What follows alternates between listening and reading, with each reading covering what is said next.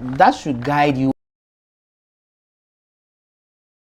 And simply put, you listen carefully. She mentioned that, look, my dear brethren in the Lord, you may be going through some trials, and it seems like God is very far away. You have fasted, you have prayed, but it seems the more you pray, then the more your problems multiply for you, and you don't know what to do. This morning, I am here to tell you, especially the believers, that do not give up, right? You have prayed. You have fasted for so many years. Why do you want to stop at this time? Why do you want to give up at this time? You've gone through it. Remember, the tribulations of the righteous, and there are many, and they come in different forms. It's just a test of time. So keep hopes alive. Basically, that's what Benny Sophia is saying telling us in that particular song. And that's how I choose to welcome you on board to today's edition of the WoezorTV Breakfast Cafe. My name is Randy Ahaji. We are set to serve you the best of breakfast on TV. Remember, we are airborne from now till somewhere around 10 a.m. where we land and make way for other programs to come your way. Promises to be bigger and better. Quite a number of things for us to take a look at this morning. Major on the conversation table has to do with the achievements chalked so far by the Ghana National Fire Service. The first quarter of 2026 seemed to be good as far as firefighting is concerned, and tackling issues of fire here and there. We'll discuss all of that this morning, bring you some illustrations, what you need to know. But one thing remains: they need resources. They need resources. They need resources. As we approach the rainy season, how prepared are they to encounter any eventualities along the line? So that conversation is right here on the WoezorTV Breakfast Cafe. And on that note, I entreat all of you to join us, follow us on all our social media platforms, and feel free to drop your comments, messages under any of the live broadcasts, and it is our responsibility to read them out loud and clear. Invite your friends, share the link, share the link, as they always say. You can also send us a text via WhatsApp number 0552697939. Out there this morning, it's drizzling at some parts of the country, it's raining in some other areas, but here in Abilingpe, it's yet to start raining, right? The clouds are gathering steadily, so hopefully we'll experience some showers this morning. But how is the temperature looking like as it stands now? The temperature is hovering around 27 degrees Celsius. Yes, 27 degrees Celsius this morning, with showers across some parts of the capital city as well. It's expected to rise to 31 degrees Celsius. The temperature is expected to rise to 31 degrees Celsius today. So it's not going to be as though we felt it yesterday or 2 days ago. Yes, it's going to be hot, but not to that extent of what we saw yesterday. But we always caution you to step out in some light clothes, and remember to wear some gankwi to protect yourself from the scorching sun as well, and stay safe out there. Drink a lot of water, jansa and nuncio. Ncio matter there, we will find a way out for it, right? We'll find a way out for it so that the prices will not skyrocket like we are seeing in recent times as well. People are just bad. Some Ghanaian traders are just bad, and they like doing that too much. But of course, let's see. Hopefully, there will be an amicable way of resolving all of those challenges as well. So please drink a lot of water and stay hydrated as you step out to do your activities. If you don't really have much to do out there, please stay home. Get food, get water, get all that you need. Turn your TV to WoezorTV and enjoy. You don't need to go anywhere. We've got you served with movies, current affairs. Mind you, Asantua will come your way this afternoon with Tune Talk.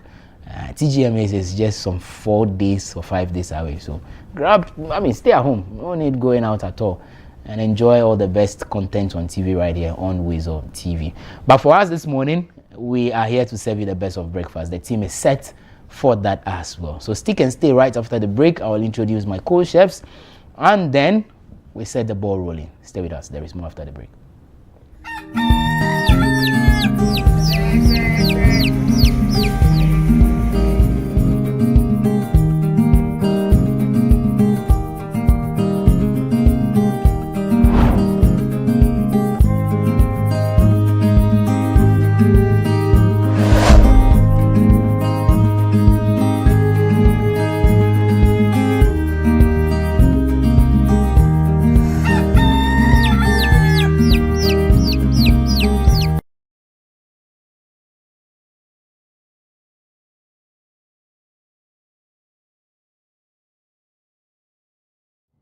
Embarrassed. Too embarrassed to speak to a loved one. Too embarrassed to speak to your doctor. Too embarrassed. When in our lifetime, 1 in 4 black men will be diagnosed with prostate cancer. 1 in 12 black men will die from prostate cancer. Let me repeat that. 1 in 4 black men will be diagnosed with prostate cancer. 1 in 12 black men will die from prostate cancer disease. 1 in 12. That could be your dad, even your older brother, uncle, or grandfather. You need to make sure they are not embarrassed to speak to you or their doctor about it. Hey, Dad, have you had your prostate checked out? See? How hard is that? It's easy. Just start the conversation. Prostate cancer is survivable if caught and treated early enough. Don't let embarrassment stop you having this important conversation. You may save someone's life. Not just your own.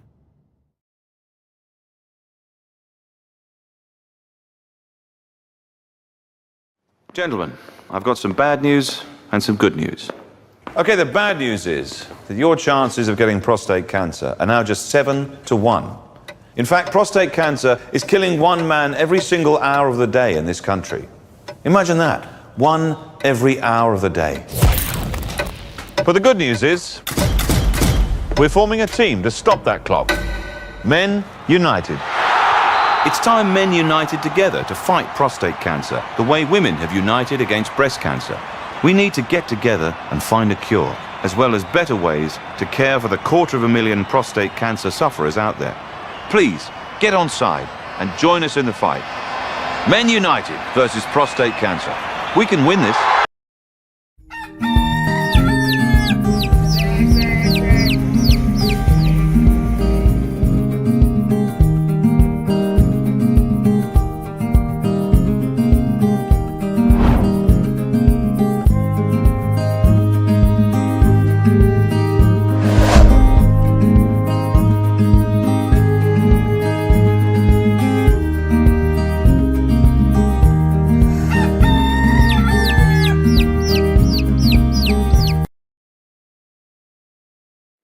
Well, not too long ago, the great President John Mahama went to the United Nations and spoke for my people of Jamaica and the Caribbean and the Americas. And you said, we are not looking a handout, but recognition of what took place in the transatlantic slave trade. I thank you, my president. I am a child who suffer from this. Chains on my feet, whip in the hand. And tonight I sing a song to go along with your mission of reparations. Not a handout, but to acknowledge. But we're gonna do it not just reggae style, we're gonna do it high life. A high life remix by me, Graham Smargan of Morgan Heritage. Oh, President Mahama, I thank you for saying what you said at the United Nations. Reparations, justice must come. Africa and the Caribbean as one. Zimbabwe, not charity, but exposing them both. Now a new day of justice is born. Across the ocean, torn from the land. Chains on my feet, whip in the hand. But Jah light carried us through the storms. Now a new day of justice is born. Reparations, justice must come, yeah. Africa and the Caribbean as one. Not charity, but exposing them both. Now a new day of justice is born. reparations, justice must come. Africa and the Caribbean as one. Not charity, but exposing them both. Now a new day of justice is born. Africa crying out loud. Now a new day of justice is born. Mahama, I give you strength. From Ghana to Zimbabwe, we thank you for holding the way. We say, Mahama, justice must come. Africa and the Caribbean as one. I say from Jamaica right to Accra, now a new day of justice is born. Play it low. Across the ocean, I was torn from the land. There was chains on my feet, whip in the hand. But Jah light carried us through the storms. Now a new day of justice is born. Mahama, Africa, and the Caribbean as one. Now a new day of justice is born. Papa Mahama, Africa is crying out. Now a new day of justice is born. I love you. Much love from Jamaica. Ooh yeah. We say Mahama, justice must come. Now a new day of justice is born. We say Mahama, justice must come, yeah. Now a new day of justice is born. Reparations.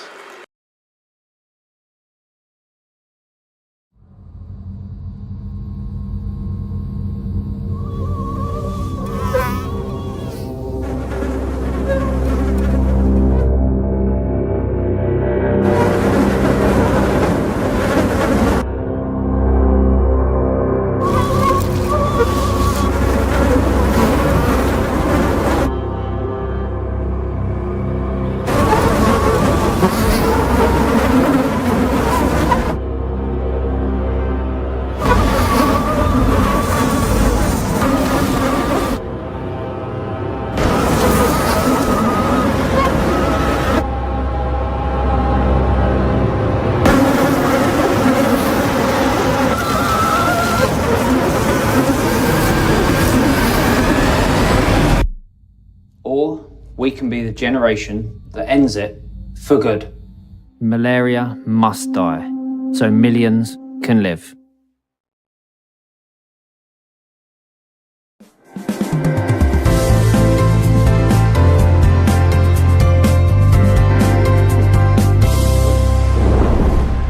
In the early hours of a Ghanaian morning, two breakfast champions rise to feed the nation. Wache and Hausa Cocoa. Bold, comforting and irresistibly Ghanaian, these dishes are more than just food, they are a way of life. But which of these meals is the most sought after Ghanaian breakfast?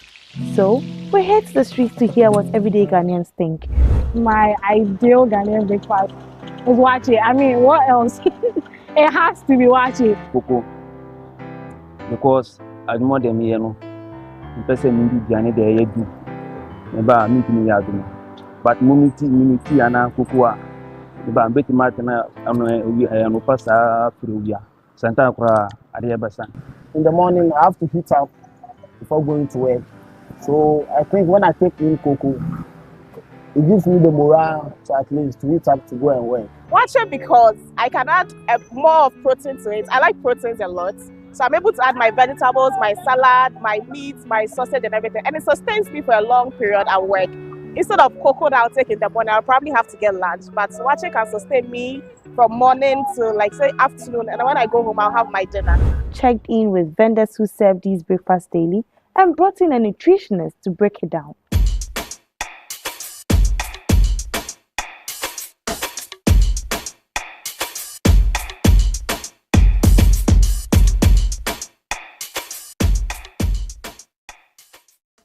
cocoa na meto na nyese. Obi wo ha won pe cocoa but wonum mi cocoa na wo be se de bia.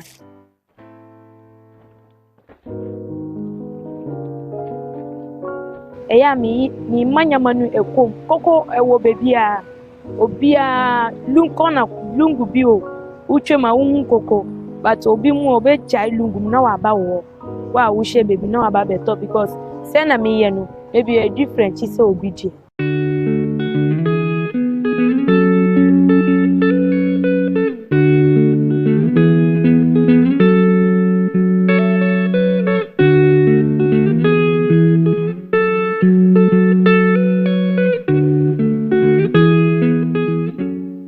Wache de aduane ye anapa aduane breakfast.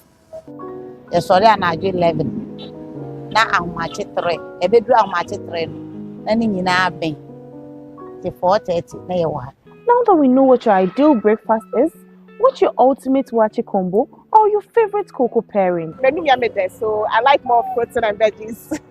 Wache with salad, with spaghetti, gari. I mean, with everything, with the egg, with the meat, with the wele, and some fish.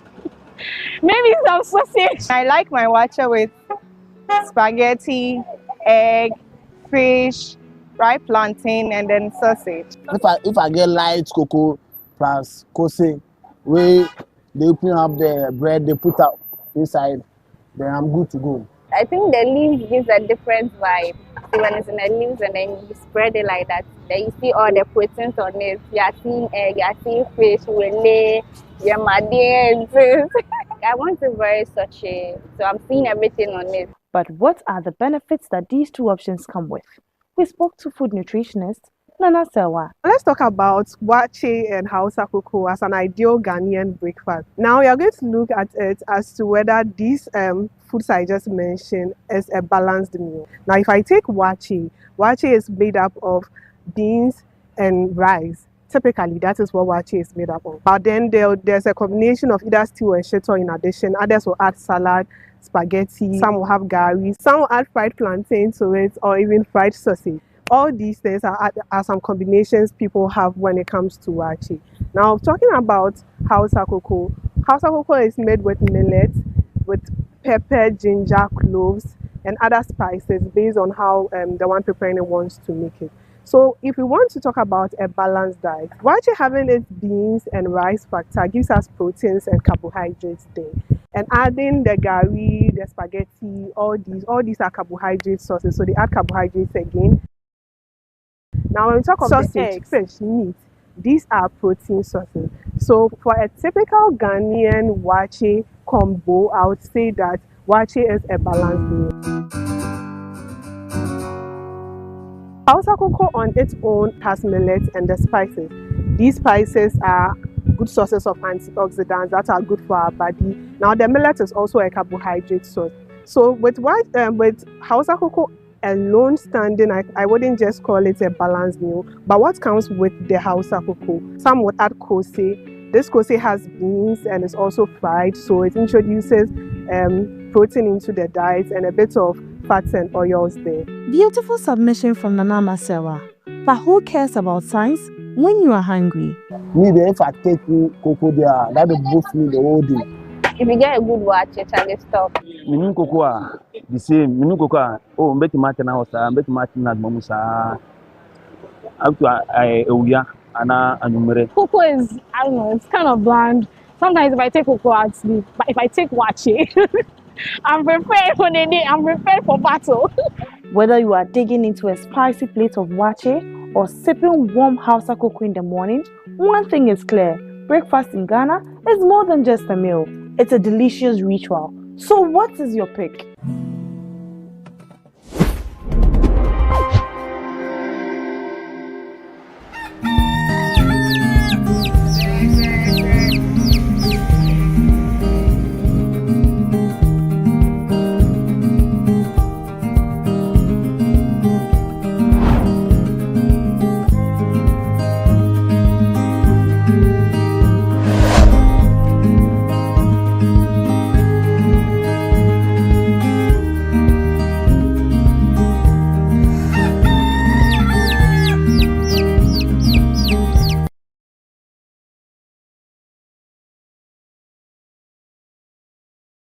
staying with us right here on WoezorTV. This is the WoezorTV Breakfast Cafe, and indeed, your ideal breakfast will be served right here on the show. The team is ready to do just that for us this morning. Guys, good morning.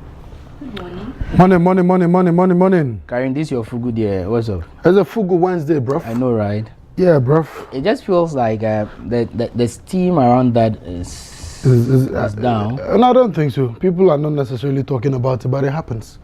Well, yeah, you go to town, go into a lot of the public agencies and offices, and you'd find people, with different variations now, actually. Yeah, I would have loved this to be like a Friday wear. We already have a Friday wear. Yes, so we alternate. So you wear this week. The following week you wear an African print. It doesn't matter. Because how many of us can buy? It's not expensive. And the fact is that it depends on when you wear this today, next week you can wear this. So you wear another one. Do you have money to buy that? Of course. Me, I have like 30. So I can't one. The guy is a rich man. Rich men are talking. Rich men are talking. No, but you see, they're affordable. So you buy based How much is the list price? You buy based on your pocket. Oh no. Even if you have like 350, you go get 350 CDs. Yes. Oh how? Yeah, I'm telling you. I can give you. Yes, if you have like 350 CDs, you can get one. It's just that it's madness is in degrees. So bipolar is in levels. It's in levels. So the amount you pay for the fugu will determine what you get, the quality and the longevity. Oh, okay. Get, I mean, yes. all my fugus, have been gifts. So what you pay will determine. There are some that are proper hand woven. Okay. You get it. Even and they're very heavy. They're heavy. So even those ones, even the threads that are used to make them, they are made from these local yarns. So they take time to process. Those ones, they have a certain smell. Okay. When you smell like if you smell this one, because it gets some smell. Okay. And that one is different from the one that they use, the normal thread. So they have threads that they use to weave them. So there's a difference. Okay. So how heavy it is, how authentic it is, would have based on the price. But Fugu, do we have fake? Oh yes. Yeah. Oh how? Oh yes. That's why we say we have hand woven. And we have, this one like this is hand woven. So when you look at the threads, okay. So there you see the threads. It's hand woven. So you can see, everything, all the threads. And there are those that the tailors tool. Put on machines. Okay. I think I get that one. So there's a difference. Okay. Anyway, so beautiful lady. So buy some. If you have 350. Oh yeah, I should add 3 more. You just have to sacrifice the tashes, for a number of. Oh, Charlie, I can't sacrifice Abobitaji. Abobitaji and Banku. Oh. I have to sacrifice. So now when I get there, then the ladies it come again. You can't reach. I can't sacrifice. And I will ask you as usual. Yeah. That's what I eat. Charlie, I don't eat certain things. Tashes is solid. It's solid. Anyway, now it's also rocking some beautiful African prints. Oh, of course, she did every day. How are you? Now that she doesn't disappoint. Why the frown? Smile small. I frown. Charlie, put the camera on her. It's without expression. Why? Then a kosu. Then a yo. Then a yo. Means to mean that. Okay, it's the fine. The night is very short. Okay. And as a reality is dawning on me. Okay. Stoneboy has a song. But I still don't. He says, "Mama never tell you. Say there will be a time like this." No. Okay. So you get used to it. Don't worry. Charlie, can we go back to class theory? Can we just go back? No. To class theory? No. Now they go learn. Those days, now they the go world learn. moves forward. Now they go learn how to use pen again. I beg. Oh, my first copybook, my second copybook. The teacher will use eraser to retire. No, those days were nice. No, don't wake you up bath for you when you dress. Hey, you class 3 days to bath you. Naga. Sure, we start bath on a body earlier. From P1 in Akurana. We got out to bath in P1. She doesn't know. Who taught you? Oh, class 1, basic school. We taught you in the textbook. No, practical. When you wake up in the morning. Practical. So you go and was it even class 1 or the last stage at KG? Yeah.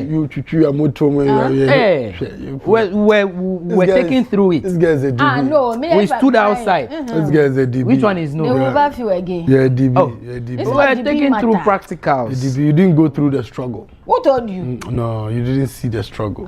See something. She didn't experience life. It's not like that. She say in the morning they go carry them for car inside, take them go school. Now. Because my father had taxis. So you hear? And those were the days. Obviously, taxi business was booming. Not like today. Nah, the drivers they alternate. What? Charlie. They don't go to pick me. Then if I see my teachers, or they will give them lift. Salima will put me in the gutter and be walking on the main road while I'm walking in the gutter to school. That's how we used to go to school. Nah, my shoe get that. Hey, Charlie, it's okay. It's a fine case. Mula, it's okay. Oh yeah, there were times I walked. My grandmother walked me to school. And then what? Oh, not really. You see, Charlie, Randy. It's a fine case. If you walk from Accra more to La Paz. Because of what? I say because of when you close it, you walk the same distance back. There is a song they say. I have suffer like that. There's a song that they say. We give glory to the Lord. He reigns. No, which one do you want to sing? Giving glory to the Lord. There are two. What he's singing. This one I like. So which one is the other one? Giving glory to the Lord. He reigns. He reigns. No. You are singing that he reigns. Giving glory to the Lord. He reigns.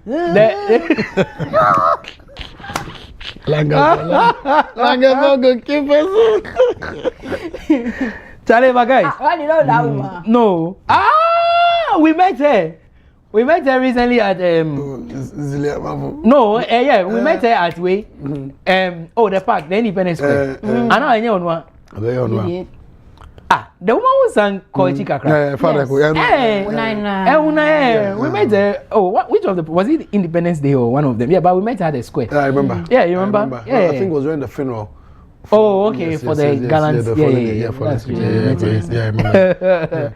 Oh yeah. Oh, so she has a collection like that. Glory to the Lord.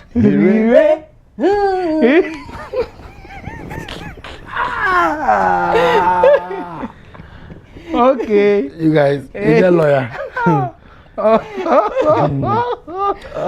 singing now? Are you? You know his song? Are you? Give me that line again. We give you glory to the Lord.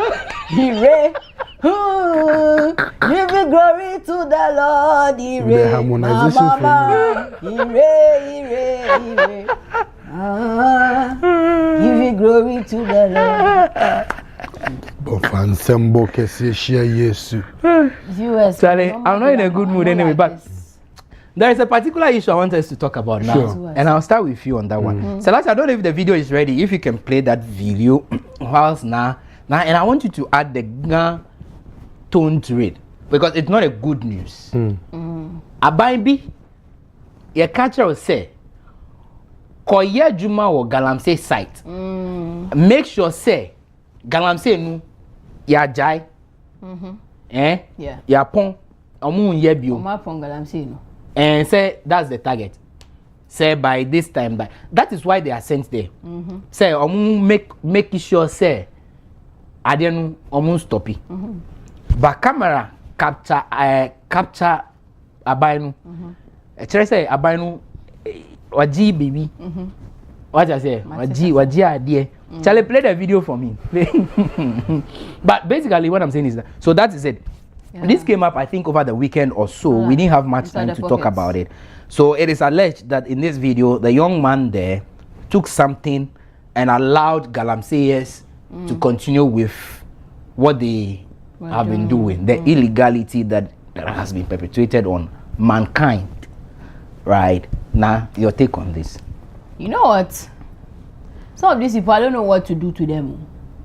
I don't know what we can do to them. I don't know. Because you are working, and you as a law enforcer should make sure that some of these things should not be done. If these illegal miners see you, they should run away or something. But look at them, comfortably going about their day's activity because they will give you money and you take. How much would they give you? Is that one enough to even make you stop being in the service? No. But yeah, he finds himself there. And he's there like literally supervising them. Yeah. It's not a bodyguard. And so we talk about any legal money, we send these people out there, and this is what they do. Meanwhile, the Ghana Police Service is in, their motto is integrity. So where in this case is he upholding the integrity of the service he works for? And honestly, if we continue, me and Kaka continue, but you see, you will feel that Galamsey is so far away from you. And I don't think he will be in that space and not eat any food from that town. He will eat. And not drink water from that place. He will drink. So, if the water and the food that definitely is going to come from these areas, and already chemicals have been spread in the ground already. Yeah, so man. It's going to leach into your food. And so are you doing yourself some good? No. And the water, maybe if not the one you are going to drink, the one you use to bath, how well are you going to purify it? That you would be safe from skin-related diseases. Except you can't. And while you condoning some of these acts, you yourself, you are putting yourself in harm's way. How much? I see more like 200 CD notes. It looks like 200 CD notes. Oh. How many people can they give you? How many? Fold them again. Sharp. Fold them. This doesn't look like much. Eh? Maybe 2 or 3. And you know be plenty safe. Bro, how could look, so Charlie, slow it down for us. Let's see. Let's examine it. We want to do forensic. No, but are you sure this guy is a police officer? He is. Look at the. No, there are people who wear uniforms to fool. Like some people were picked up recently. They were spotted. Is that an immigration uniform, Glenham? Yeah, some 4 or 5 people were recently picked up for wearing impersonation. Because I trust men in uniform now. Men in uniform are professionals. Yeah. Now we trust men in uniform, but you will still get some recalcitrant around. And that's why I'm asking whether this guy is a recalcitrant one, whether he's a by papa. This one, they might just give him to the disciplinary committee. Whatever they want to do to him, they should do to him. Straight. No questions. Look, and this is not the first time.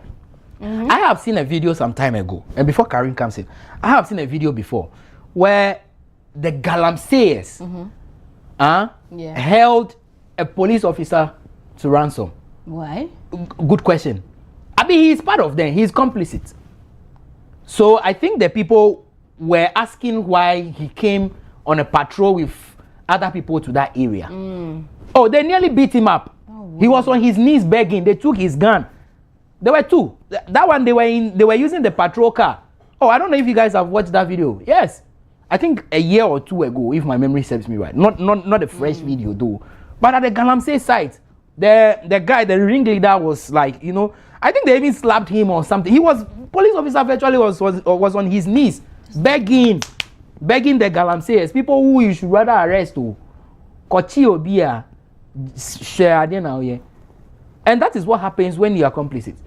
Right. When you decide to break the system, this is what will happen.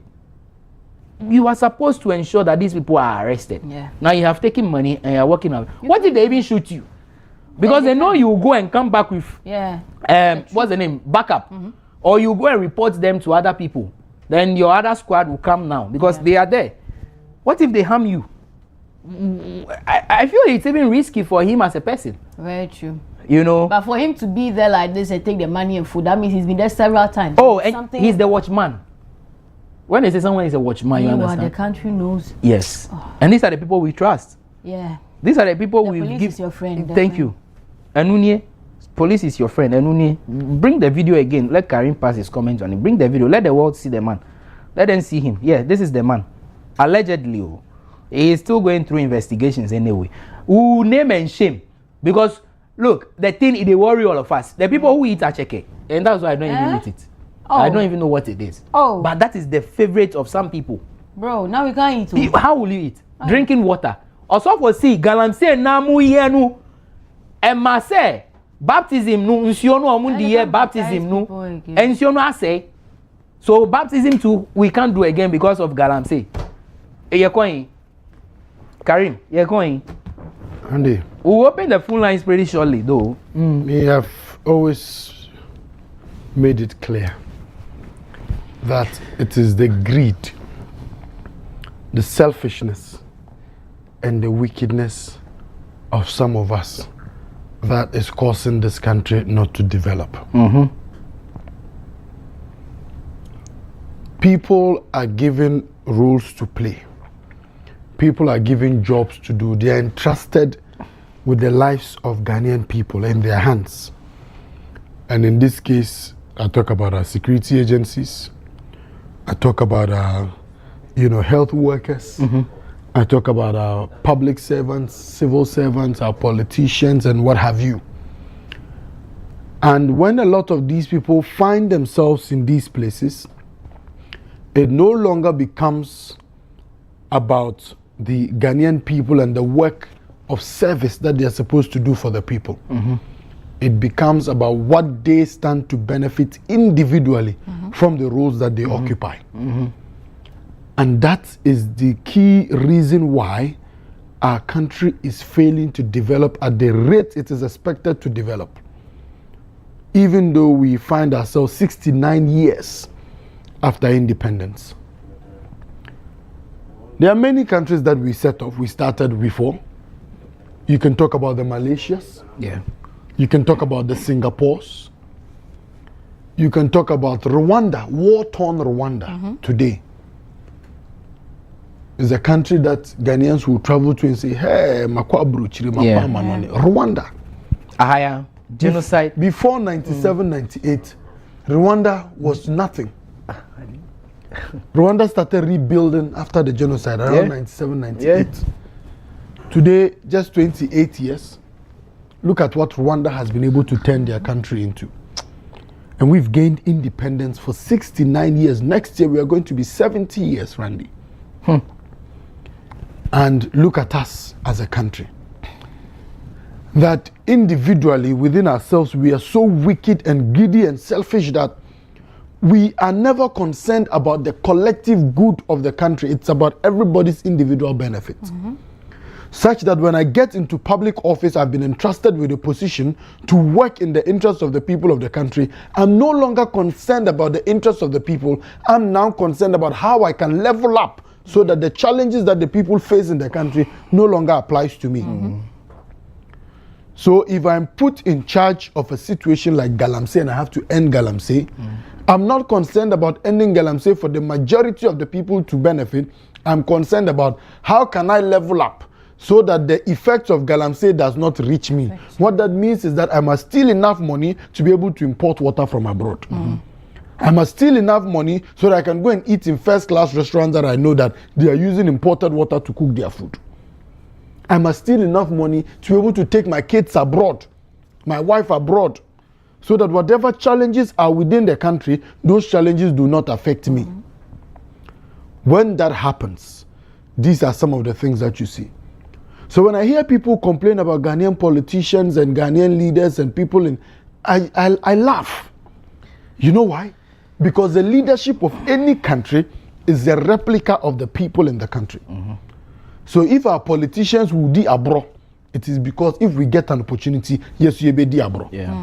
Because a lot of people are complaining because they do not have an opportunity to be in those positions that certain people are. Because if you put them there, they will do worse. But because they are not there, they have cause to complain. You are a police officer for crying out loud. Please, with the stars on his arm or whatever, that's an inspector. Yes. Maybe if not even a chief inspector. That's a high rank. Yes. You are an officer for crying out loud. If it so happens that indeed what we are seeing in this video is true, which of course, I mean, some of these things are open secrets. We know that a lot of them are involved in it. If it so happens that it's true, Randy, our police officers, if not for anything, it's quite unfortunate. But a lot of you are living under very worse conditions. And so wouldn't you rather be concerned that this water we are talking about, that every day our water bodies are getting destroyed? I mean, can't people for once think about the country and the kind of mess they are putting us through? Can't people for once think that these things that you are doing, that every day we are complaining about, that you are destroying water bodies, you are destroying vegetations, you are destroying the soil. We can no longer cultivate and get healthy food to eat. Today you go to hospital, we say kidney. You go to hospital, we say liver. You go to hospital, we say people's heart. You go to hospital, we say people have renal issues. People are giving birth to kids with 6 fingers, 8 toes. I mean, when did these things happen?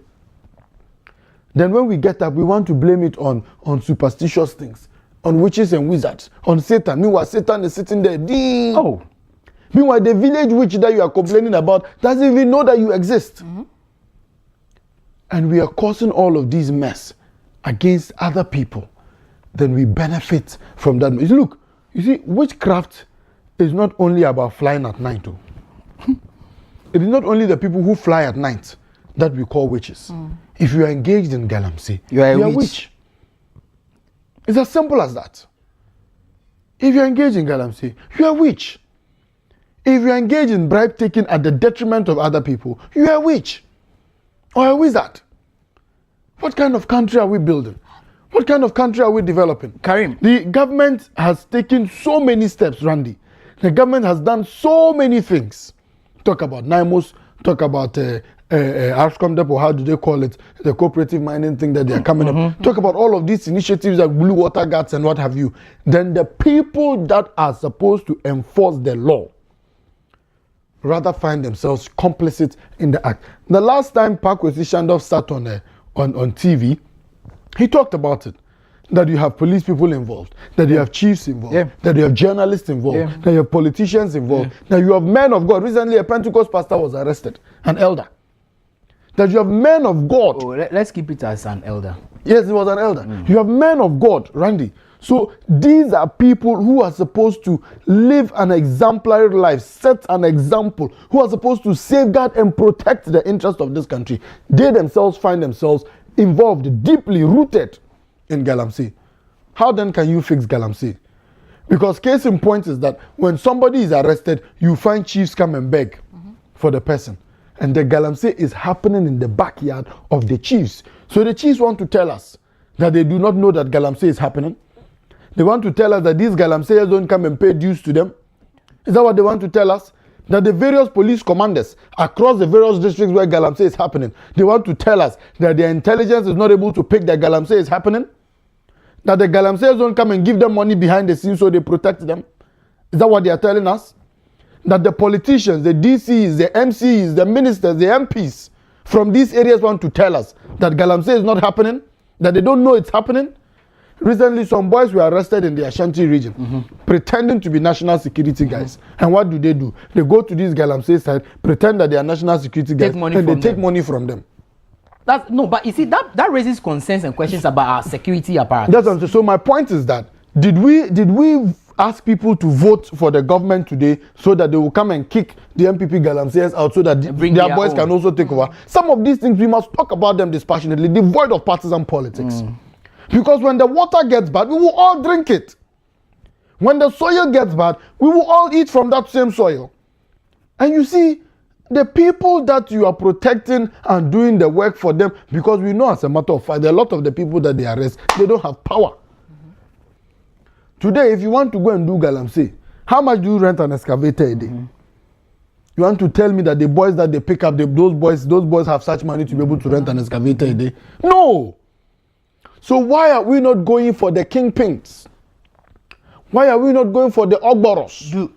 Do these boys give out information? Randy, the boys do not have to give out information. When the police is looking for armed robbers, don't they catch them? Yes, they do. So if the police wants to catch them, they will catch them. You have some hardened criminals who don't release information. Randy, my point is that if the police wants to catch those who are involved, they will catch them.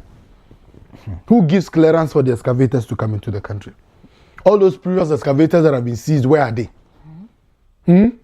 Those people that have been arrested in the past, where are they? Please, let's get serious. Okay. We do a lot of politics with this thing, and for me, that's what pisses me off about it. And that's why we find ourselves here. Because at the end of the day, like I keep saying, the water, look, today, our sea, the galamsey water that is going into the sea, our sea is gradually turning red. I said, the last time I was driving to Ivory Coast, at the point where the Ancobra meets the ocean, and it's terrible. It is bad. It is bad. Today, fishermen cannot even go to sea and catch any proper fish. The last time they conducted tests in our soils and the fishes and the foods that we're eating, cyanide and mercury. But we were here when we were threatened that our cocoa was not going to be Thank you for one of the best. Thank you for the West. So the Chinese were taking over. But the good news here is that with the police issue, there was a press release from the police unit yesterday or so. If we can put that on the screen, yes, there you have it. And it says police interdict 5 personnel in connection with viral videos, and they've broken it down. It says that the Ghana Police Service has interdicted the 5 personnel cited in viral videos engaging in acts that tend to put the name of the service into disrepute. 2, the affected personnel, Chief Inspector Matthew Blay, so listen to the ranks. So Chief Inspector Francis Arthur, Inspector Eric Osei of the Osu Police Station in Accra. How did he end up in the Galamsey side? Oh, I mean, what's the word? They're on patrol. So the whole of Accra, he couldn't patrol anyway. Oh no, what's the word? Like sending them to stations. I mean, they send them, yeah. So that's your duty post. Yeah, sort of. And he says, as well as Inspector Joseph Oche Asabre of the Obuasi Police District. So you see, from different units put together to form this particular one. And it says the Ghana Police Service reiterates its commitment to professionalism, integrity, and accountability, and assures the public that appropriate action will be taken upon the conclusion of the investigation. And that was signed by Grace Ansah Akrofi, the Deputy Commissioner of Police. So indeed, it is confirmed that he is a police officer. So it's not just him; it's a cabal. The big bosses, the chief inspectors, were sitting in the car, and they sent him to go and take the kudi and come. But how much did they give them? And 5 of you, Chief Inspector, you see, Karim, when I say these people, it is not as though I'm holding brief for them. But I'm saying that, look, when you pay these people well, how much is 2,000? Randy. 200 cities. No, hold on and listen to me. Randy. I am not justifying it, but I am saying that, Charlie, we don't pay our security service personnel well. I agree. In this country. I agree. So the tendency of taking bribe is always high. And why would a police officer stop you on the road and ask you, who did them bring me? And then a weekend, when a Friday, who can me call voter? Oh, then I would bring me. If you pay the person well, if he is rich, like salary hit account, and he has money, how much is your 200 cedis? That he will be blind to the wrongs that you are doing and take that 200 cedis and allow you to go. I mean, and that has been my call. We can do better. Karim, here you have a police officer who is sleeping in one small single room, be like that, with family. That's what I'm saying. That I am not justifying. No. Let me just let me reiterate that point. I am not justifying the actions of some of the men in uniform for taking bribe. Yeah. Right? But I'm saying we can do better, so that the tendency of receiving or asking or demanding will be low. And these guys work midnight, they are up there patrolling. Dawn, they are there. In the rainy season, they are there. We can't do away without them. To be sincere with you. See, the group can we look at them better? The group of people that work extra hard in our entire security apparatus, of course, are the Ghana Police Service. Okay. And I respect them so much. Every day I say it here. You see, when you look at the kind of sacrifices that our policemen make for us in this country, it cannot go unrecognized. Me, if not for anything, I have relatives who are in the police service. Exactly. My direct elder brother is a policeman. You understand? In Kumasi. So I respect and I appreciate the work that they do. And whenever you sit with him and you have a conversation, he narrates the ordeal that they go through. Some of them lose their lives even in the line of duty. Yeah, man. And that becomes of it. A lot of them, when they go on retirement, they go through a lot of struggles because they pay and yet the apparatus to even work anyhow. We recognize that and we understand that. And we must fight collectively for it. Hope you're getting my point. And you see, the fact that, and I keep coming back to it, that your pay is not good is not justification. Yes, that's what I'm saying. It's not a justification. It's not justification for you to steal. Perhaps that should be enough reason for you to want to collectively push for better pay. But if you say that, oh, say there, bribe until the bribe no because look, when they leave and leave their stations to go on patrols, according to stories that we hear, they have targets that they are supposed to meet. Okay. Target? Yes. As in catching armed robbers? No. Which they must target? come and do sales. Are they drivers? They have financial targets that they must go out and meet. These are stories that we hear. Whether true or false? Whether true or false. Okay. But these are stories that we hear. But are they selling bull fruit? That they must go out and they have a target. So they must come.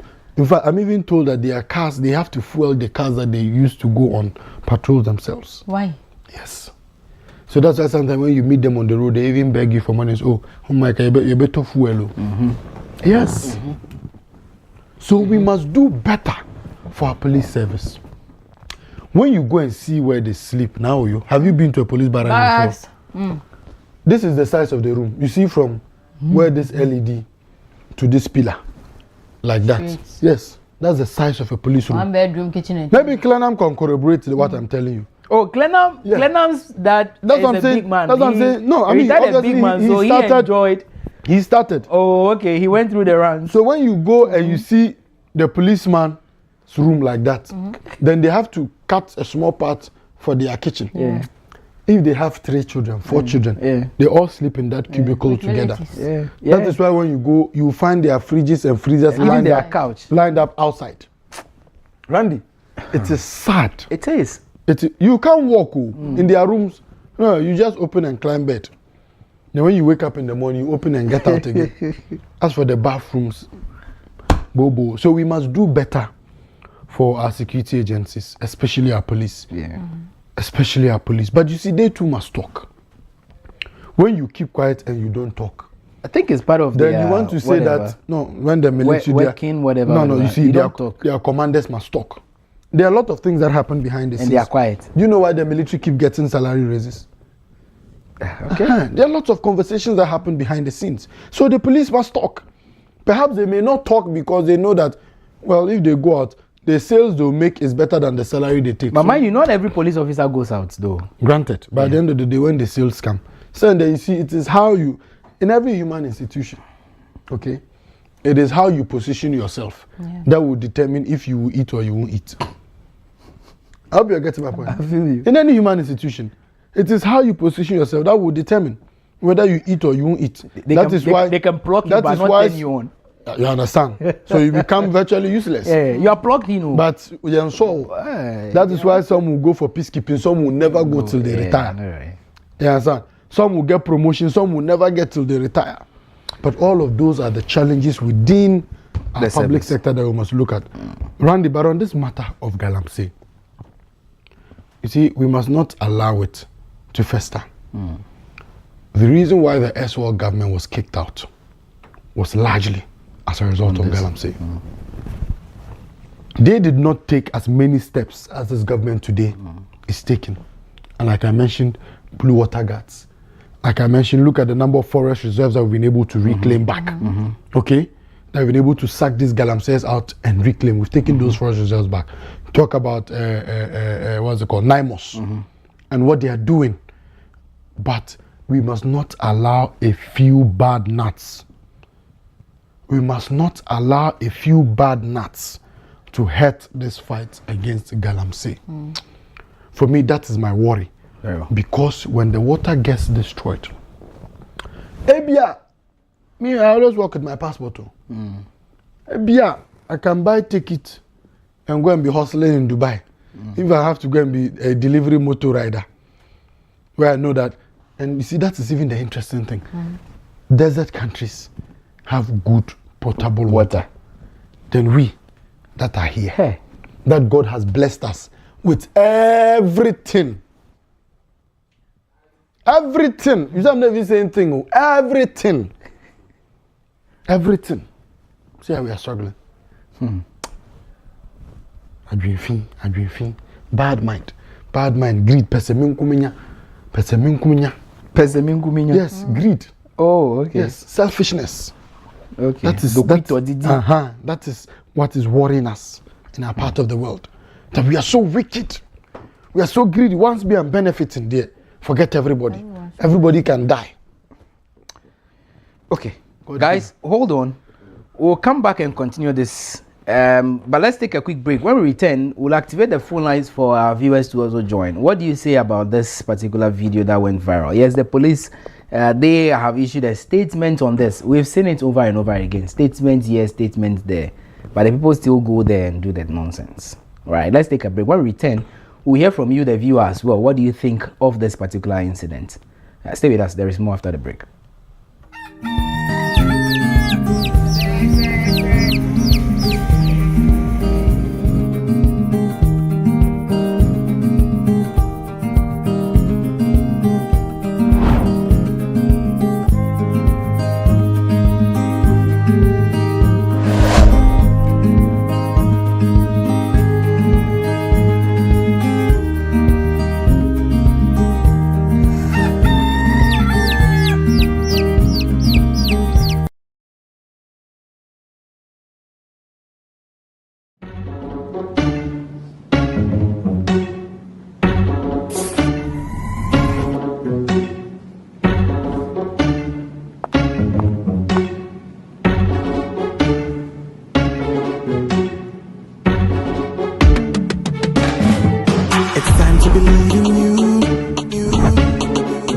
Changing, so should you. If you're dreaming, don't be afraid. And in the valleys, keep your head up high. Dare to dream with Puma drinks. Puma, Puma, yeah. Believe it, you can achieve. Puma, Puma, oh yeah. Clap your hands for the whole new vibe. Make we set the Puma, oh yeah, come alive. Puma, Puma, let me hear you.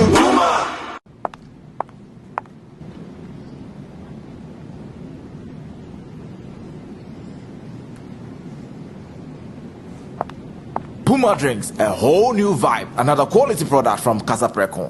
This advert is FDA approved.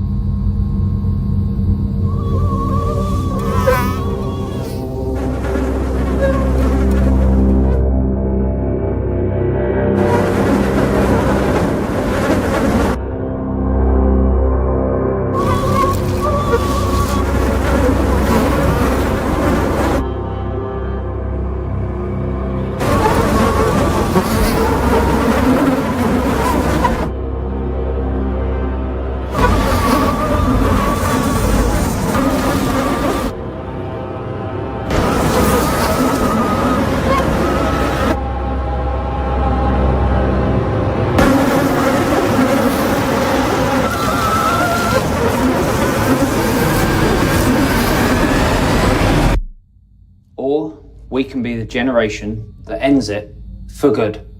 Malaria must die, so millions can live.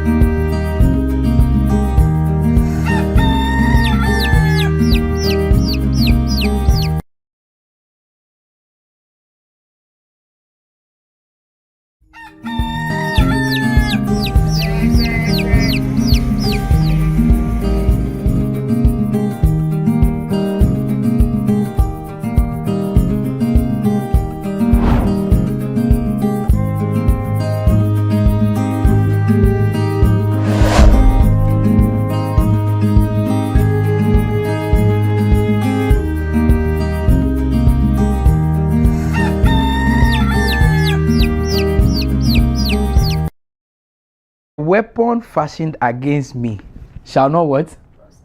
And then what? Shall not stand. Okay. They will share. We know them. The council of Ahithophel. The council of what? Ahithophel. Ahithophel be bad man, eh? Tell you. Very wicked guy. So who is the Ahithophel in that room?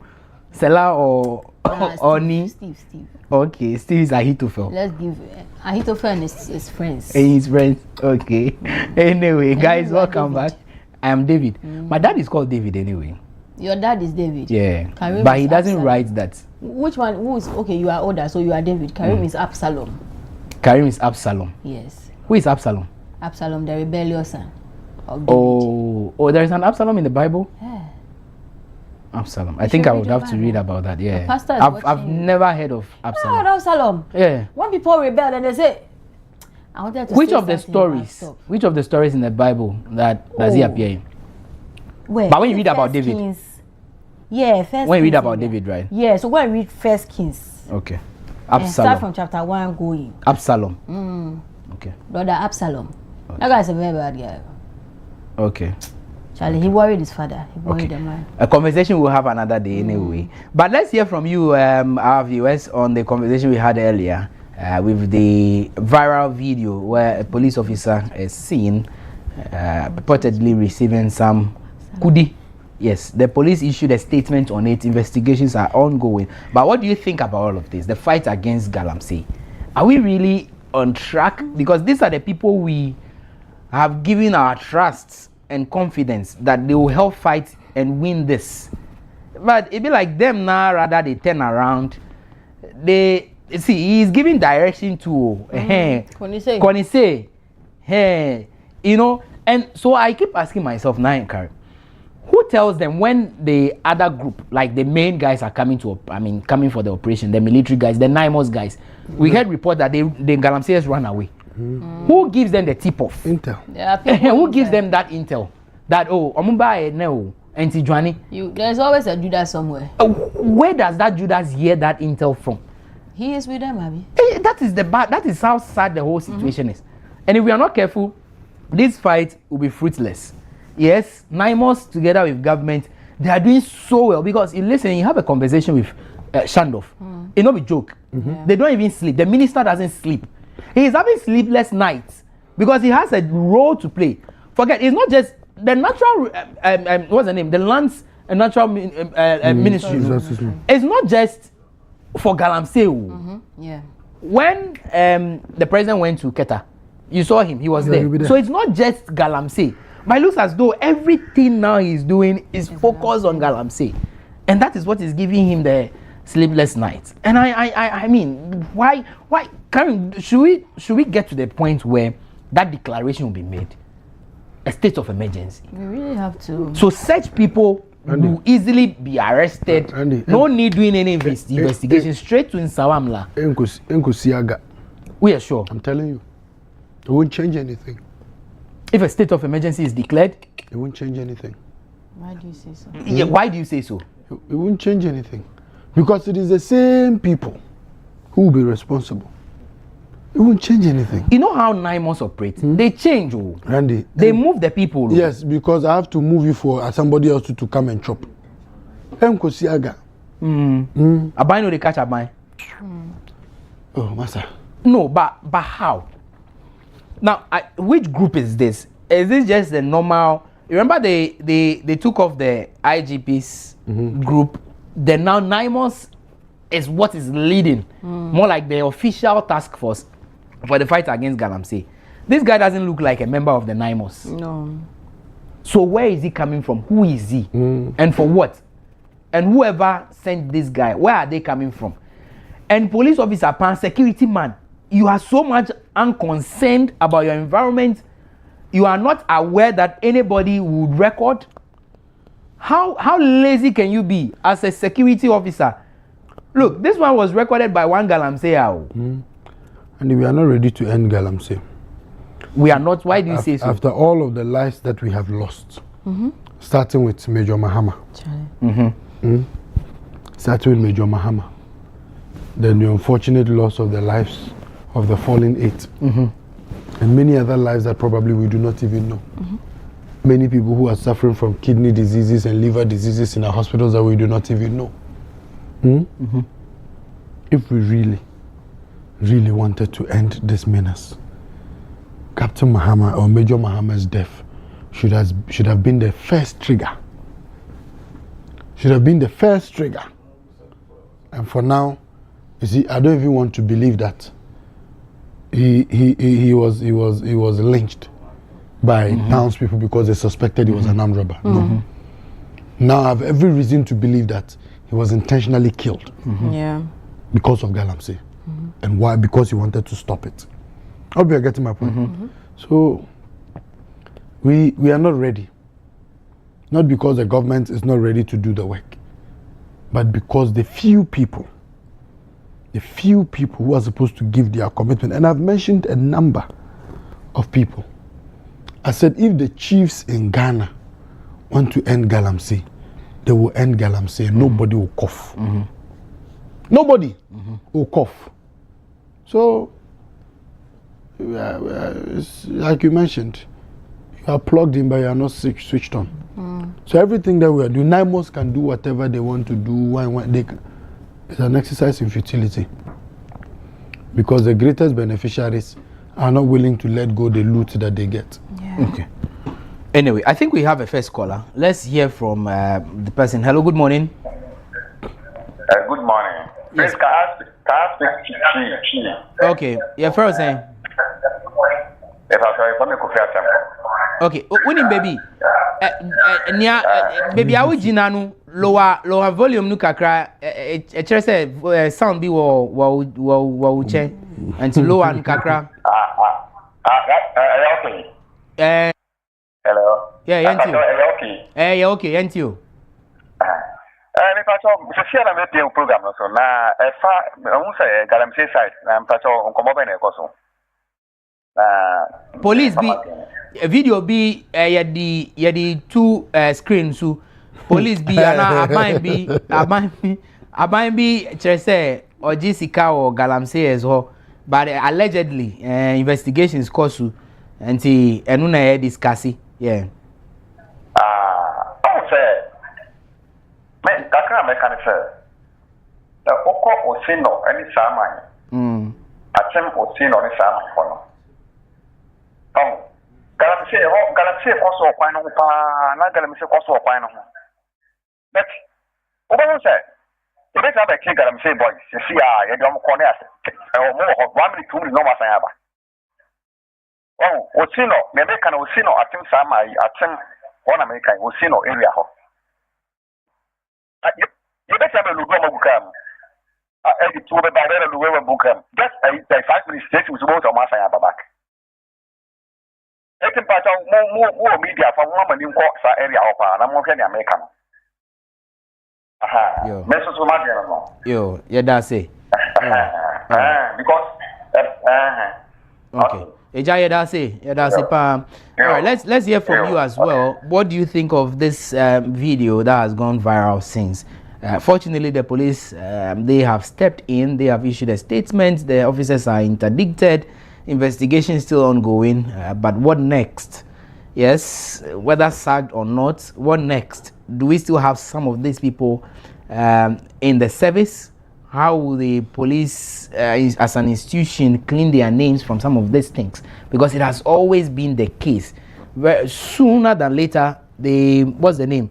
Oh, what's the name of that CSO that does Afrobarometer report to be out on corruption, perception index, and what the CPI and all of that? And the police is always part of the first 5. I mean, if I am a police officer, I would be worried, to be sincere with you, that every now and then, every quarter, every year, when that list comes out, when they are looking out for corrupt institutions, the police is in there. What is going on? Hello, good morning. Morning, bro. Yes, your name and where are you calling us from? Please, I don't want to mention my name. I'm in Mankrasu Road. Okay. Just you know there. I'm okay. Okay, go ahead. You see, it's not about the Galamsey boys. So nowadays, it's about the police men. Because if you get to Mankrasu, Kunsu, and Adugama and Sablonu. If you get there, there are mining sites they are doing Galamsey. There is a road. If you branch Mankransu to Bechem, there's a site beside the road. The way they are doing the Galano, Chale. And that place is just close to the roadside. Is that what you're saying? Yes. Wow. It's not easy. If you are in a car going to maybe Adugama or Bechem, you will see them. You will see them doing the work. And even there, the police people are just there, like taking people's money. The police people there. No, you see this guy. They have to sack him. Thank you. Yes, he well nailed. Karim, you have traveled towards that area more times. I don't know if you are familiar with the Bechem Enclave, but where I know, when going to Konongo. Oh, you are saying Konongo Ankasa. Hey, the other guy mentioned Osino. Yeah, Osino. And on the road, you see. So that's why I'm saying that.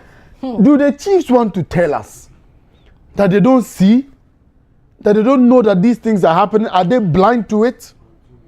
The police that drive on that stretch, are they blind to it? Please, let's stop lying to ourselves. Should in we this start country. Arresting the chiefs? I say let's stop lying to ourselves in this country that we are fighting. Oh no, don't laugh. We are lying to ourselves. Now, we are lying to people every day.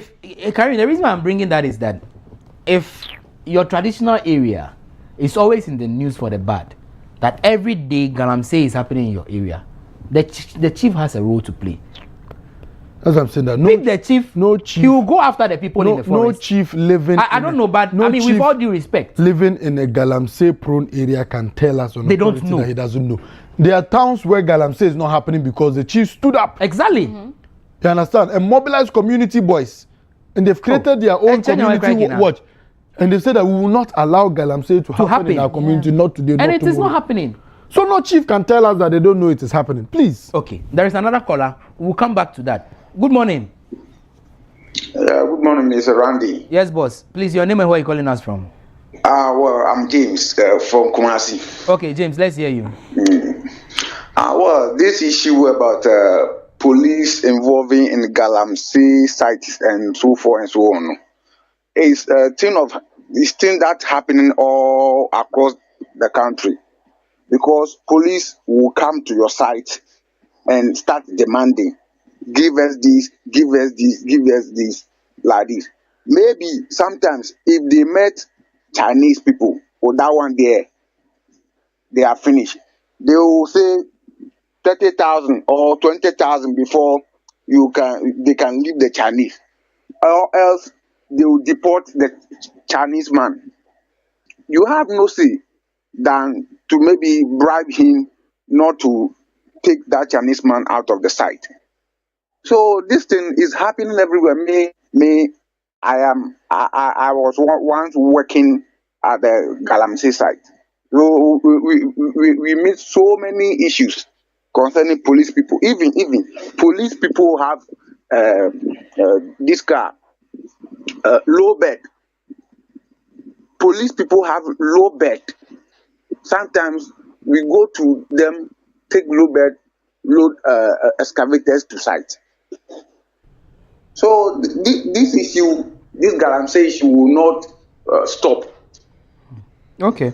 Very well. This is what I'm saying. Because police also are involved in Galamsey sometimes. Okay. Yeah. Very well. Thank you.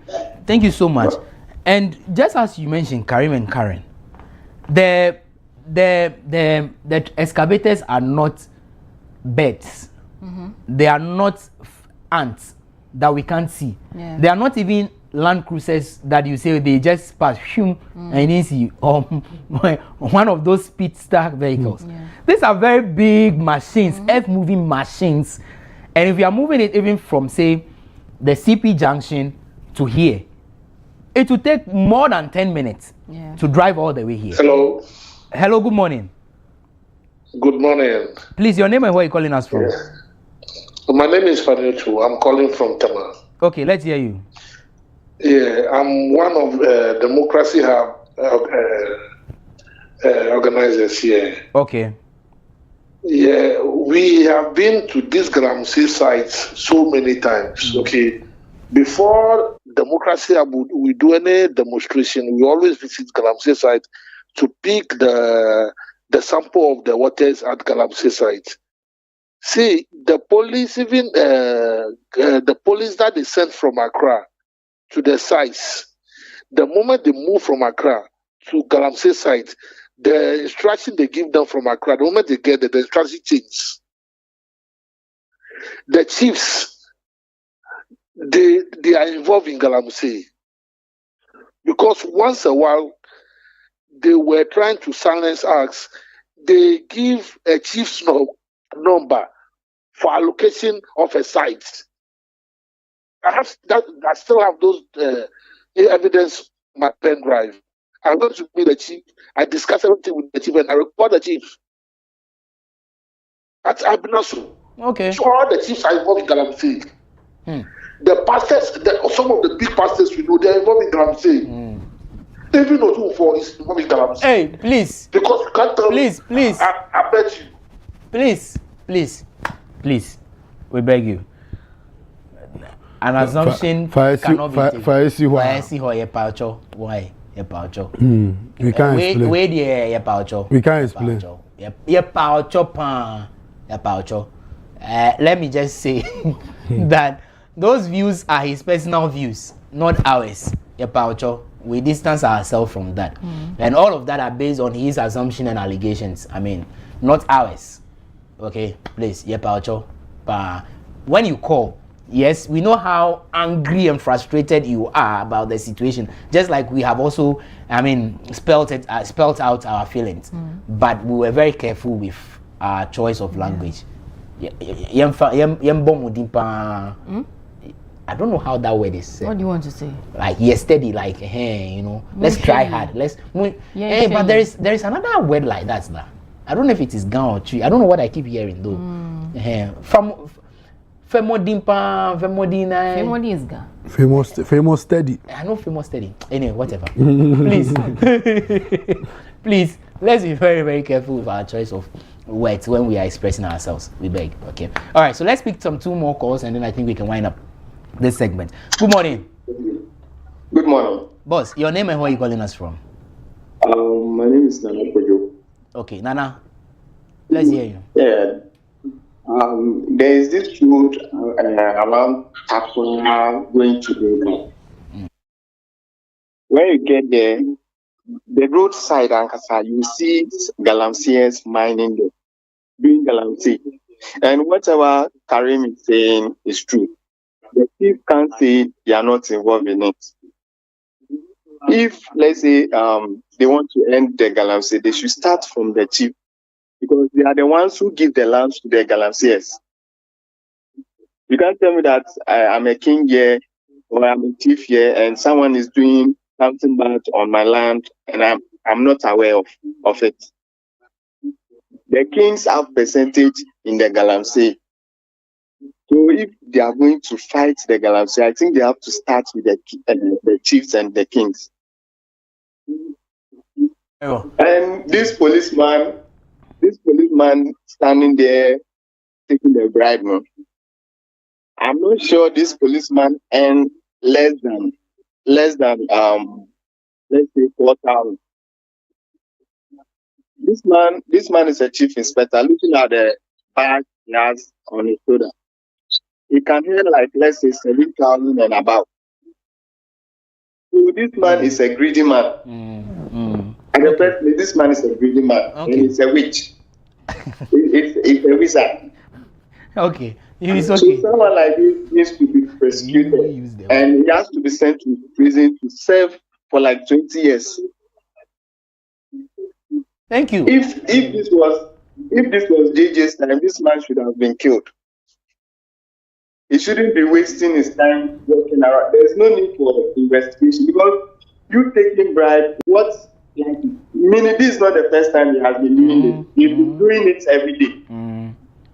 So the person who took the video decided to put a stop to what the policeman was doing. That's why he brought the video out. Yeah.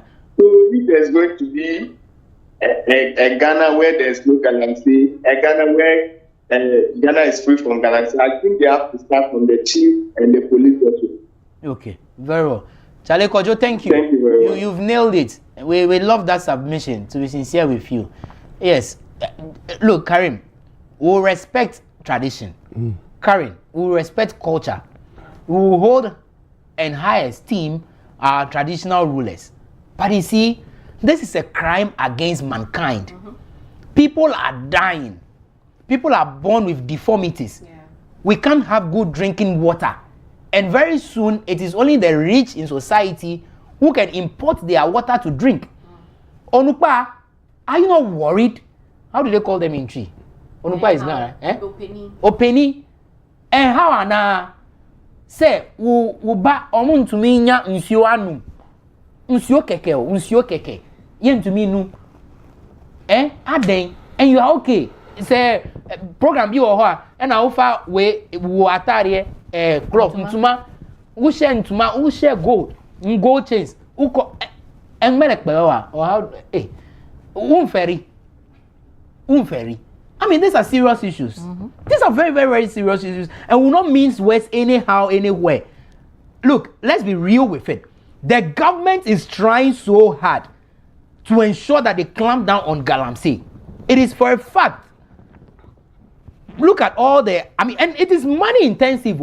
Sending troops or sending people on operation like this, it is money intensive. The last time I was at that editors forum, they mentioned it. The amount they have to pump in every now and then just to send men out there. That amount of money could be used to fix the broken schools. Could be used to fix the roads in your area. Well, what is this? Let's pick the last caller. Good morning. Good morning, sir. Boss, your name and where are you calling us from? My name is Isaac. I'm calling from the region. Okay, Isaac, let's hear you. Yeah, I thought that the chiefs are doing a real mistake, because if you have set off to protect your community and do it as a chief,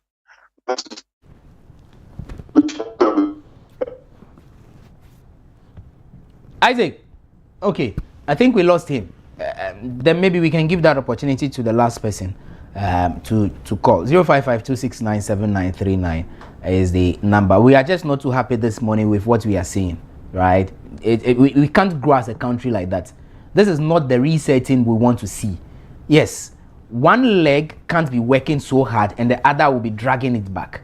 It doesn't add up. And who are these politicians? I keep asking. If for nothing at all, Professor Frimpong Boating report is still valid and it is still out there. Why are we not working with that report? Okay, that's number one. Two, the NIMOS keeps updating us every now and then. Their report is there. You even mentioned that Shandorf would say that there are politicians involved. Who are these politicians? Who are these church elders and members who are into this? Satan Shwemu. Church phone Satan Shwemu. Hello, good morning. Good morning, Mania. Yeah, me pacho your friend saying. Your friend Kwame too. Okay, Kwame, who free? Yeah. Me friend Tama. Okay, Kwame, yentio. Only be truth wo mama yen kana yen free. Yeah, you if there is any truth, you should say and be free, because it's the youth that are going to, the poor and the youth that are going to suffer from this kind of consequences. So yes. The chiefs, the ministers and the president, they will import water from abroad. You see, if we don't want to see the truth, see, Angland, let's take it like, get aside. Why are they not mining over there? The voters, why are they not mining? Ask yourself a question. If the chief allowed, do you think similar thing will not happen? But the chief will not allow.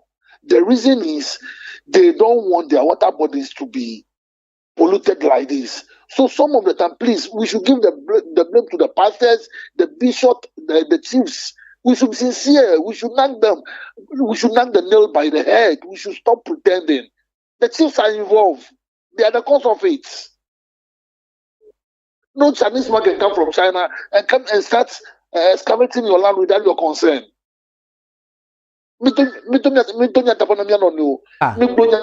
Ela, nyatefa ko ema na gblo chale kojo akpe nyatefa ma ko na gblo yi ko gblo mi akata mi lafia ndia bere afia hawa mo atan gblo ba yo melemo yo mejeshi alo yo menyanyi kaji mu because amejura de kema te pa de ke choge ava zo kwa yi de wanyi gbaji o right Kojo, thank you. Your point is well noted. About the globe, well, let me don't the globe. We are excavating the land to put fiber underground cables. Even though the villagers wake up and ask, what are we doing here? Yeah. So how much? Kumasi, I face all the globe posts in Kumasi. All right. Kojo, thank you. Thank you so much for adding your voice to this whole conversation. Charlie, guys, and finally, now, what should we do? The chiefs, the traditional rulers, should they now be the focus? Those people, they are getting proceeds from the money now. What do you want them to do? I think we should start pulling the strings from the very top and declare a state of emergency. Like this whole Galamsey thing. I think if we are pulling the strings, we've enough of the 9 months, enough of the people dying. Like, you see, it will go again. Can remember? Yeah, land. Go again and be like, for all the people that have died for the cause of Galamsey from 2017 up till now, can we count? A lot. Like, then why did they die? Exactly. Because the very reason they died, the thing is still going on and we are still here. Talk about the number of people that are now going for dialysis for reasons not because they decided to destroy their kidneys intentionally with junk food or anything, but because of the water they have been taking in, because of the food they were exposed to. Yeah. So honestly, let's push the chiefs aside. The 9 months people to it. Let's start pulling the string from the very top. Yeah. You see, truth of the matter is that. Now you done. Hold on. Well, yes. Let now because land for me. Pulling the string from the very top is the only thing that will happen. Say it. I like the gun part. Akashi ka ba fake about Pagalamsey. Kedeka yane agula kajemwe. Eja akashi manye yalo tatwete mancheme amewa police bi enwa na must bi enwa mene hwete wa be mene gbo ye ni na ya mefa e waka ba akwa na ba pa le His Excellency John Dramani Mahama sane kenani amashi mi wako no mo finu kuye mbida. Okay. O fine. Nda say. You are done. Okay. Karim. You wouldn't say be there. You see, this whole Galamsey fight, if you ask me, I think that our approach of doing it bottom up is probably the reason why we are never solving it. We must use top down to solve Galamsey. It's as simple as that. So, who are the kingpins involved? Which excavators are on the lands? How did the excavators get to the lands? You are telling me that these excavators move from Temaport and drive on these roads across all of the barriers that they come across? No, even if they use illegal routes, Randy, from the border towns. There is one Temaport. No, what I'm saying is the illegal route. Let's say even if they get it from Togo, Cote d'Ivoire, they can't pass any illegal routes. The illegal routes are for motorbikes. The illegal routes are not for cars to the size of excavator. The excavator doesn't drive on road on its own. You have to put it on a low bed and move it from point A to point B. So you want to tell me that the excavators that come into the country and they are giving clearance from the port and they are put on low beds and they move on our streets in this country, all the police barriers that they pass through, nobody can stop excavator and ask them what they're acquiring. What job are you going to do with that excavator? That's what I'm saying. Let's stop lying to ourselves and let's be honest people about these things. Enough of the politics with Galamsey. You see, there are some things we can do politics with, but not with issues like Galamsey. It's a national security threat. Yeah. That is number one. Number two, when you go to the sites and go and catch these small boys on the sites and blah, blah, why don't you tell them to take you to the people who are funding those sites? Why are we not arresting those people who are sponsoring the boys? Because the boys on the side, they don't have the money to do those operations. So somebody is definitely bankrolling it. Who is bankrolling those activities? Why are we not going for them? Why are we not picking up chiefs that have allowed Galamsey to be happening in their communities? And if not for anything, the local government ministers made us to understand that chiefs today are being paid allowances. Are we giving you those allowances to chop for free? We're giving you those allowances so that you can safeguard the communities that you find yourself in. And so if you sit down and allow galamsey to happen in your own backyard, at the end of the day, it is all of us who will suffer. We will all die and they'll bury us. So we must pick the issue from a top down to solve it. Number 3, I keep talking about alternative source of livelihood. Yeah. If we are driving these boys out of the forests and out of the bushes and out of our river and water bodies, what alternative sources of livelihood are we giving them? And how are we getting that information down to them? We've created National Apprenticeship Program. We've created the Jumawura Program. We have Maslock. We have LEAP and all of these government initiatives. How are we getting that information down to the people for them to understand that there are other ways you can make legitimate money without necessarily having to destroy our communities? How are we doing that? Today we've allowed foreigners. Burkinabés are coming into our country. Togolese are coming into our country. Nigerians are coming into our country and they are engaged deeply in galamsey. Chinese. You want to tell me that the Chinese man will get up and leave Wanzhou and come to Ghana and come and enter a forest reserve without the blessings of the chief and the people in that community? Are you kidding me? It is not possible. Even we, that when we get up and go to communities, want to go and do medical outreach, you must go and seek blessings of the community, of the chief and the people. Even Karen who goes and that's what I'm saying. Before you are given permission to do medical outreach, how much more somebody that is coming to dig your land in the name of mining for resources? How much more such people? I hope you're getting my point. So these are the challenges that we are faced with in this country. Charlie, we must do better. Me, I would not sit here and say that the chiefs that galamsey is happening in their communities, they cannot remove themselves from it. I don't care what rank of a chief you are. If it is happening in your backyard, it means that it has your blessings. If it does not have your blessings, then you would have done something about it. How are you getting my point? Yeah, man. It's like when something happens here, and some people who know nothing about it, when questions are asked, they will say, I don't know anything about it. And you remove your hand. Because true, you know absolutely nothing about it. So why can't the chiefs come out and state it clearly that we know nothing about it and we are fighting it? And let us see that indeed you are fighting it. Well, maybe the minister together with the other people should engage some of these chiefs. Have a meeting with them. Randy, so the chiefs don't see that their water bodies are being destroyed? Must it take a minister to come and tell you that your water body is getting destroyed? I'm just saying. They must take civil society and sustainability groups and climate change groups to come and tell you that the water in your community is getting destroyed. If not for anything, don't everybody drive on the pra? Don't people pass through on Cobra? Don't they see what is happening? Today, go to black Volta and white Volta. It all become brown. Meanwhile, this used to be clean water. And you see, if you are not careful, that water would affect the water in the Volta region because they are all Dukadaya. Today we are talking about, when you go to Sogakope today, the water is still clean, crystal clear. When you are riding jet ski on it, it's nice. Go to Akosombo today, when you are sitting on the Dodi cruise, it's nice. The water is clean. Because the chiefs and the people in that community have made it clear that they would not allow anybody destroy their livelihood. They won't allow anybody destroy their water.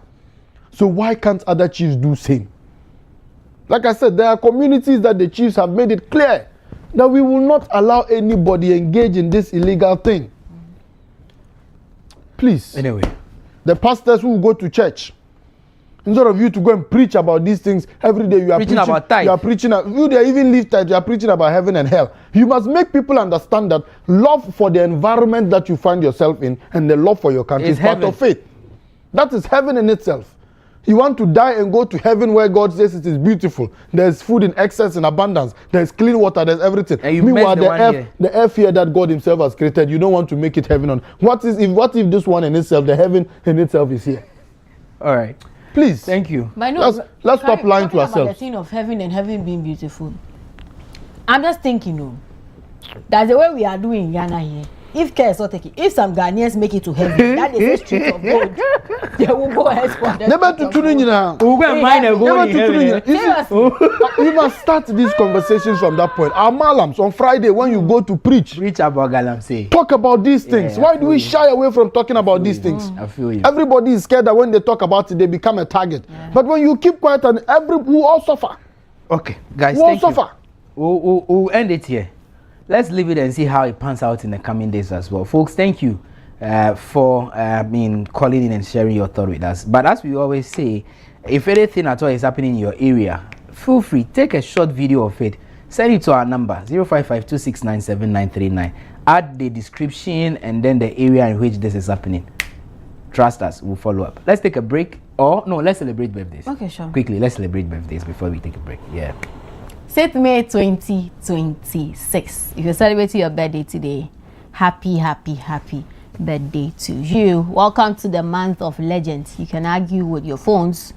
We don't mind, you know. We know we are, and yes, that's it. I like the way Jonas has gotten up. Anyways, let's see who we are celebrating this morning here on the WoezorTV Breakfast Cafe. Our list of celebrants will begin first. Mami Weiba.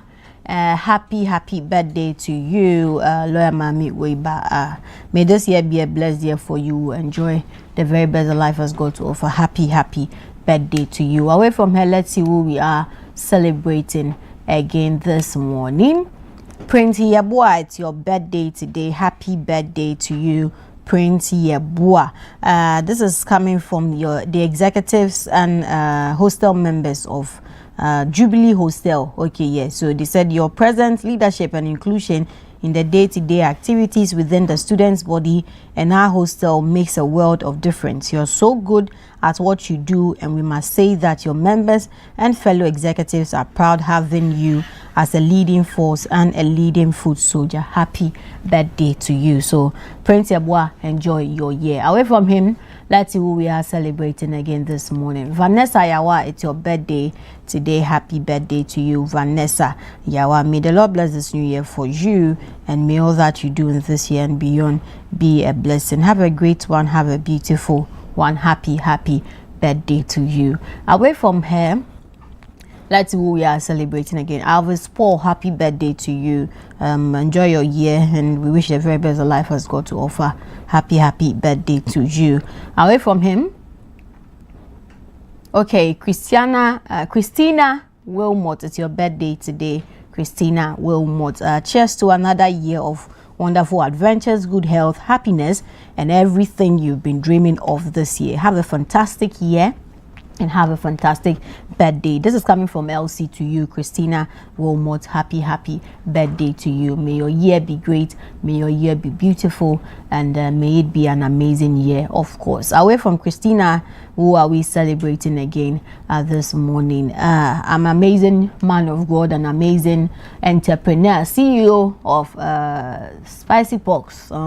Yeah, Elder Richard Maglu, happy birthday to you this morning from the entire family at the Kanishi Youth Church, your wife, your daughters. We all wish you a great year. Your numerous sons and daughters wish you a great year, beautiful year, filled with a lot of God's blessing and God's love. May this year be one of your best years yet, and we wish the very best that life has got to offer. May the Lord continue to bless you in every aspect of your life, increase in every aspect of your life. We wish you blessings on blessings. Happy birthday to you, Elder Richard Maglo. Away from him, who are we celebrating again this morning? Okay, so there is a notable birthday to the managing director of SIC Insurance Company, Mr. James Ejenim Watin. Happy birthday to you from the entire WoezorTV family. Wish you a great year, beautiful year, an amazing year. Of course, filled with good health, long life, prosperity, lot of peace in all that you do. May the Lord continue to bless you and perfect all that concerns you this year and beyond. Happy birthday to you, Sir James Ejenim Boateng, from the entire WoezorTV family. Wish you a great year. Have a blast, have a great year. Cheers to long life. And so, away from him, I think that will be it for birthdays this morning here on the WoezorTV Breakfast Cafe. Please do well to keep your wishes coming in to our WhatsApp number 055-269-7939, 7939. Let's share with you and your loved ones on your special day. We will be taking the newspaper review pretty shortly, but let's take a quick break. We'll be back with more for you.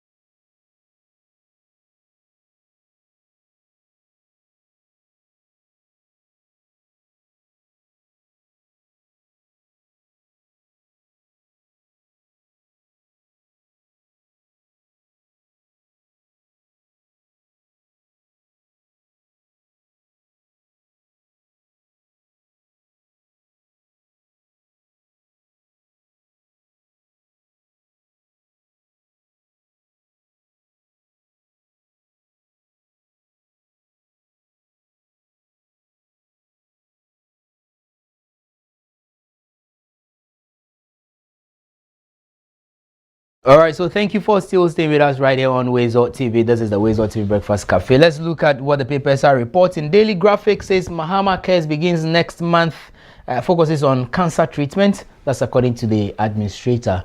And also inherited legal system not fit for purpose, Ansar Sari says. Daily Post, Vice President commends Ghana Medical Trust Fund, calls for broader public awareness. The new crusading guide, BOG, that's Bank of Ghana, bleeds red. Amin Adam warns Central Bank's 2025 audited financial statement could undermine gains made under IMF supported program. Okay, let's move to the Daily Analyst, and it says alleged judicial misconduct to remove Domahini as appeal court judge. Mahama petitioned, so there is a petition against him. Nat calls for probe into alleged military assault on teachers in Takwa. DNA results reveal twins with different fathers.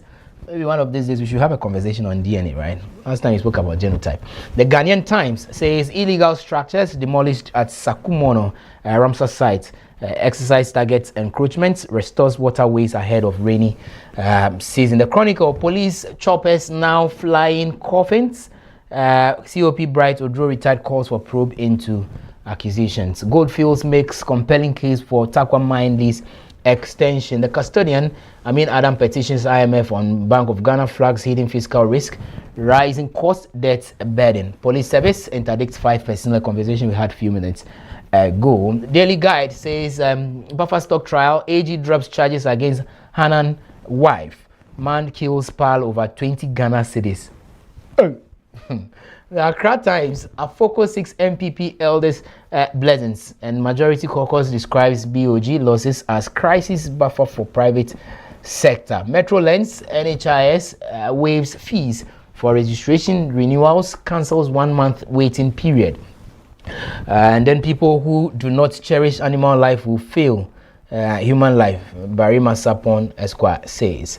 Junior Graphic, I'm poised to win more laurels. Junior Graphic essay overall winner says. Graphic Sports, Nuama Chere Mumin return, give Ghana World Cup post. And also, Kobe Menu is in the stories. The caption says Menu hits 135k a week jackpot. That's a story on page 7 of the paper. Guardiola gives up EPL title fight. That's a story on page 7 of the newspaper. And that is it with the WoezorTV newspaper review segment. Now is on standby to provide us with the details. Now over to you. Thank you so much, Randy, for the newspaper review. Time now for the WoezorTV report. Let's take a look at the headlines.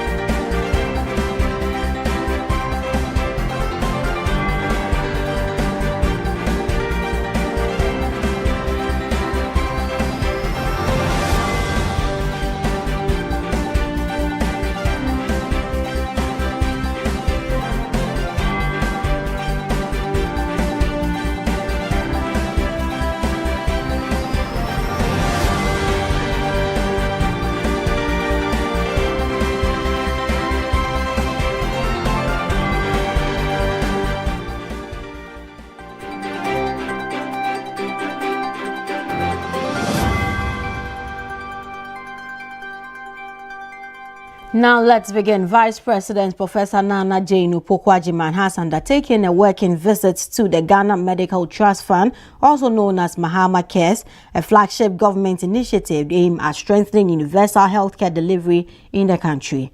Professor Opoku-Agyeman commended the team for their dedication and emphasized the need to share impact stories to build public trust.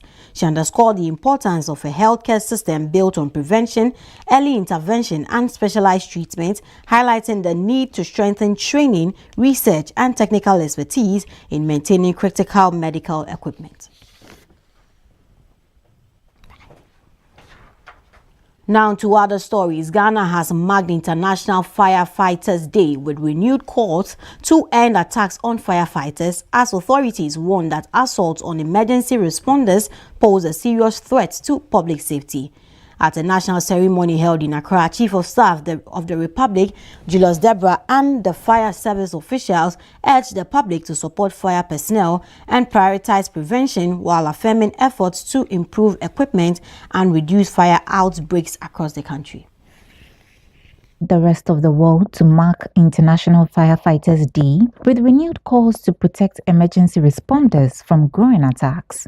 The 2026 theme, An Attack on Firefighters and Equipment, is an attack on public safety, end assaults, and protect firefighters. At a national ceremony, Chief of Staff Dr. Julius Debra paid tribute to fallen firefighters and highlighted the dangers officers face in the line of duty. Since 2010, the Ghana National Fire Service has lost 4 gallant officers under similar tragic circumstances. Their sacrifices underscore the daily risk firefighters endure in service to protect humanity. As a matter of truth, majority of all fire outbreaks are caused by human actions and inactions. And the only way to change the status quo is to commit to acceptable standards of safety by adhering to the messages being channeled by the Ghana National Fire Service. He also condemned rising attack on firefighters, describing them as unacceptable and a threat to public safety, while assuring that government is working to retool the service with new equipment. We are not oblivious of the fact that you currently operate with limited resources which affect your efficiency and effectiveness. I wish to assure you that the process of procuring new equipment for the service is far advanced, and in due course, we will be taking delivery of new appliances and logistics. Chief Fire Officer Daniela Into Sapon attributed a recent decline in fire outbreaks to intensified public education and proactive prevention strategies. She urged the public to stop attacking firefighters during operations. Intensify the educational system and then more preventive than getting fires and then trying to quench them off. So we set squads in the markets and other sensitive areas. We are trying to be proactive more than waiting for incidents to occur.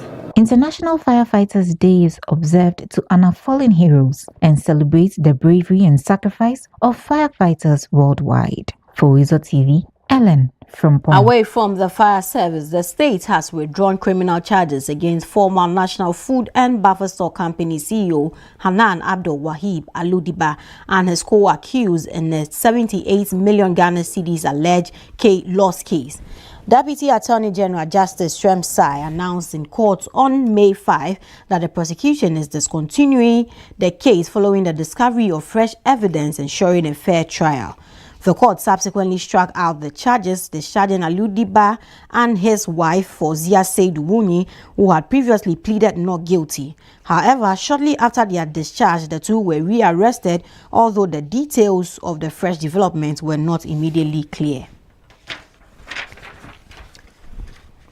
And away from that, the Ministry of Transport has announced the arrival of Ghana's newly acquired Boeing 737-400 freighter, which landed in Ghana on Tuesday, May 5, marking a significant boost to the country's air cargo capacity. The aircraft acquisition forms part of Air Ghana's strategy to enhance cargo transport services and facilitate trade within Ghana and across the West African sub-region. Chief Executive Officer of Air Ghana, Karim Trabusi, earlier said the addition of the freighter would help improve delivery times, reduce logistical bottlenecks, and strengthen Ghana's position as a regional cargo hub.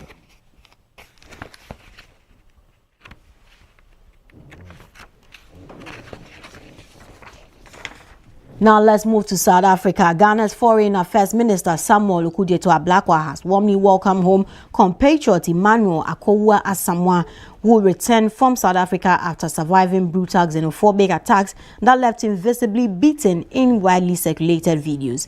Minister Ablakwa commended Ghana's High Commissioner to South Africa, His Excellency Benjamin Kwashi, for personally accompanying Mr. Samoah back to the country.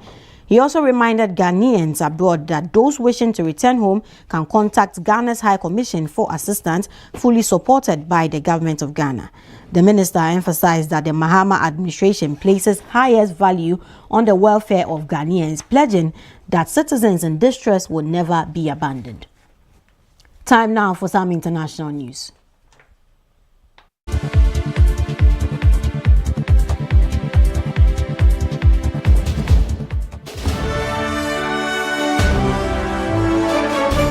And now let's get in. 9 people have died in an explosion at a coal mine in Colombia in the latest fatal accident to hit the country's mining sector.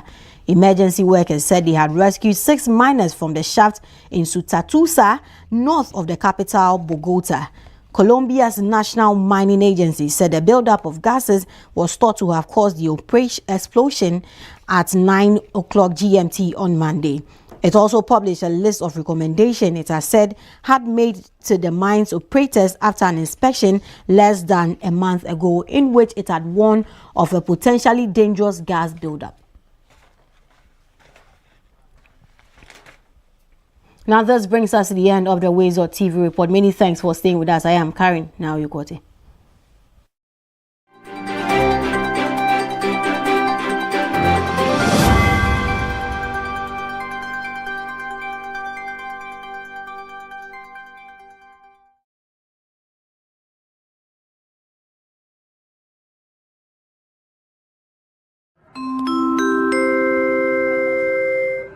Your flight is ready to leave. Sit back and relax and enjoy the flight.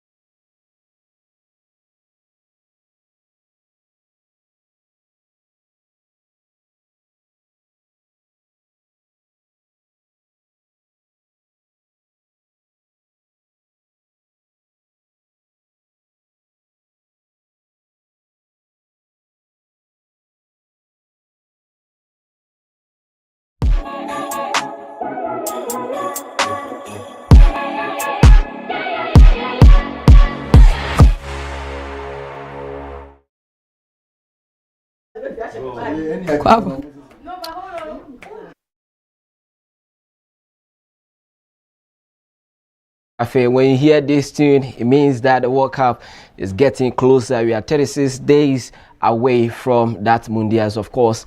We keep reminding you of that, and you prepare. If you're going to travel to support the Black Stars, you put that on your schedule. Now, let's talk about the Ghana Premier League. Remember, over the weekend, match day 30 was postponed because of the funeral of Dominic Frimpong. Now, today, we are going to have all those games played out as an outstanding games that we need to clear. And so, of course, let's quickly look at the fixtures for today's games. You're going to have Brekum Chelsea at home.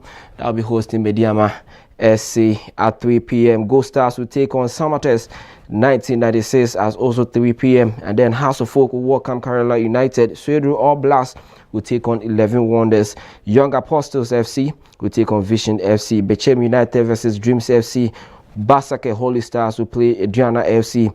Kotoko and Hohoi, that game has been forfeited because Hohoi United is no more in the Ghana Premier League in that regard. And then Hearts of Lions will take on Nations FC. And so these are the match day 30 games that were postponed due to the funeral of Dominic Frimpong. We are clearing those games in the Ghana Premier League. And so you can also put that on your timeline and then check out for the results. Of course, we give you the update tomorrow, all the results that will pan out from this match day 30 fixtures. Now, let's zoom straight to Europe, because yesterday was a big night for Arsenal, getting into the finals of the UEFA Champions League for the first time in 20 years. Mikel Arteta's boys did the game, beating Atletico Madrid on 2-1 aggregate. Bukayo Saka's 44th goal sealed that emphatic and historic final for Arsenal. They'll be waiting for Bayern Munich and PSG, the result, what will happen to see their opponents in the final, but they are in there. So let's have a look at the highlights of that game yesterday.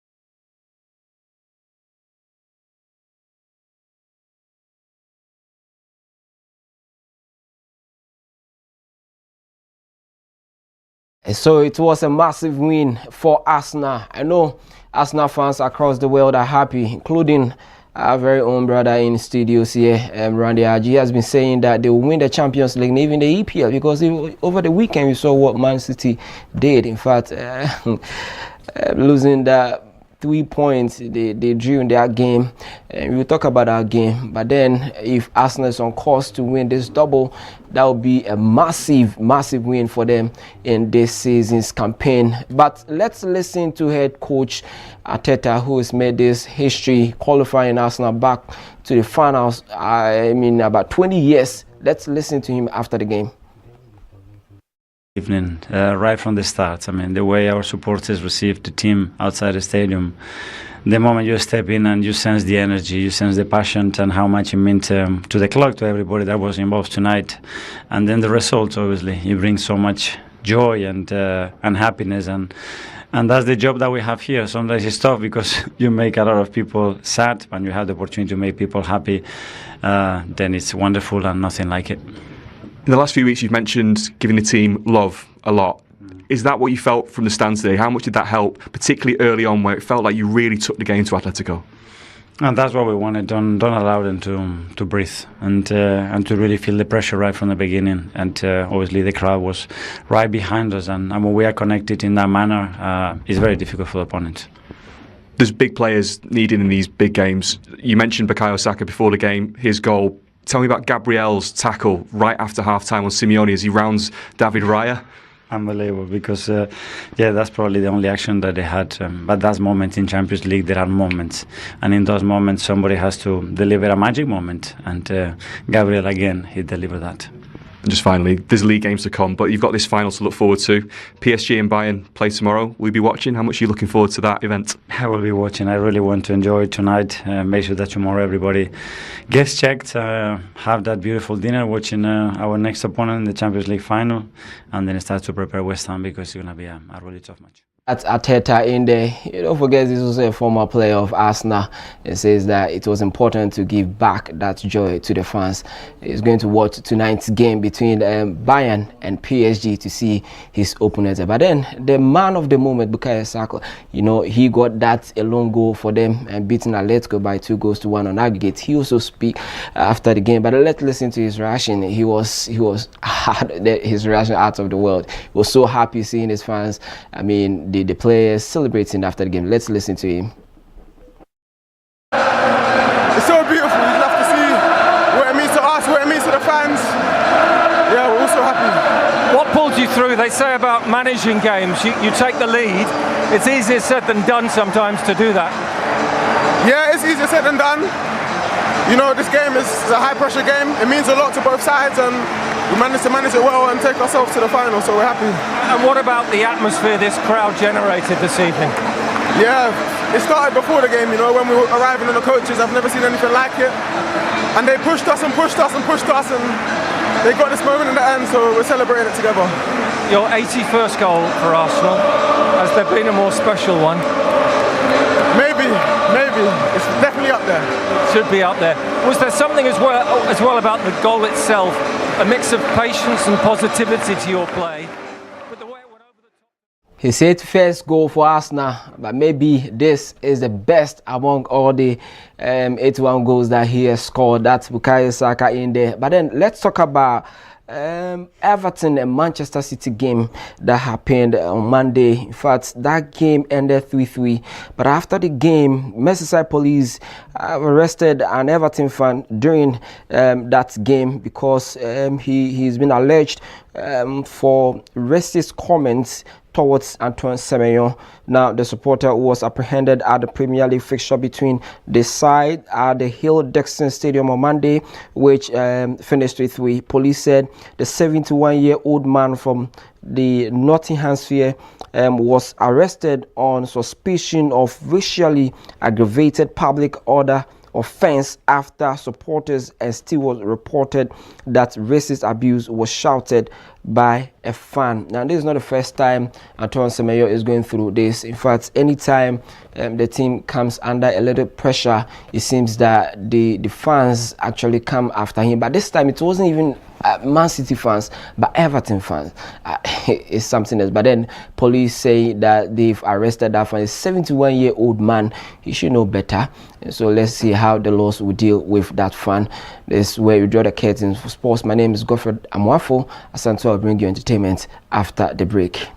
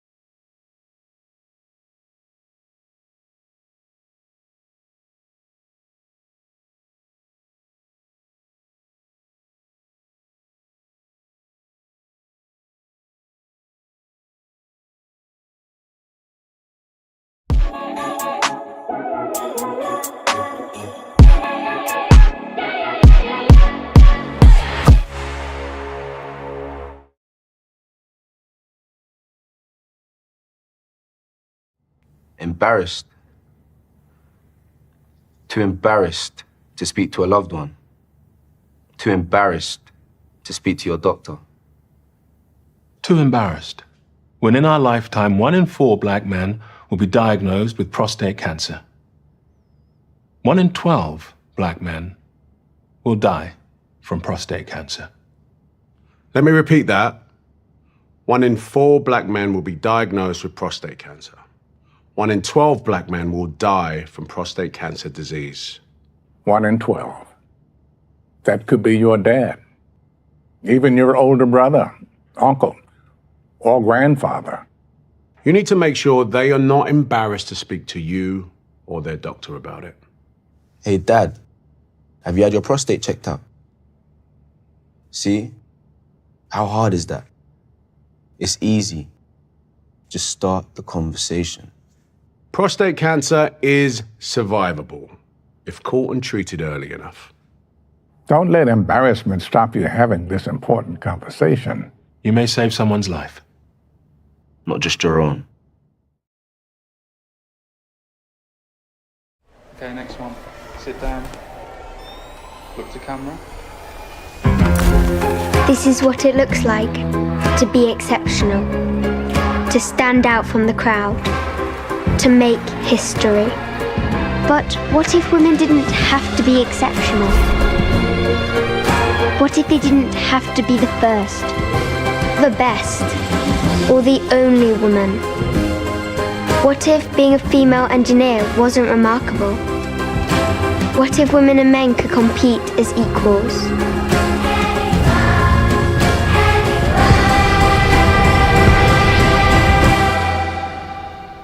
I don't want to make history.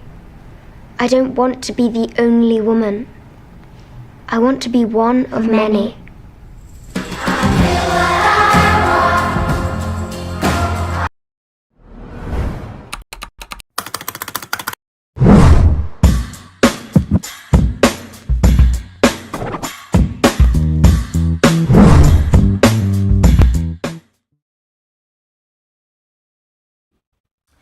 Good morning, welcome back from the quick break. You're still watching the WoezorTV Breakfast Cafe. My name is Evergreen Asantwa and this is the entertainment update. Now this morning, what's trending in the world of entertainment? Yesterday, just when I was done with the entertainment update, I made you aware of some venue change in the TDMs, and yes, it's official and it has been released. So just days before the main event, organizers of the Telecel Ghana Music Awards have announced a venue change for this year's ceremony. In an official statement released on Tuesday, 5th May, Charterhouse Production confirmed that the award night will now be held at the Grand Arena inside the Accra International Conference Center on Saturday, 9th May 2026 at 7 p.m.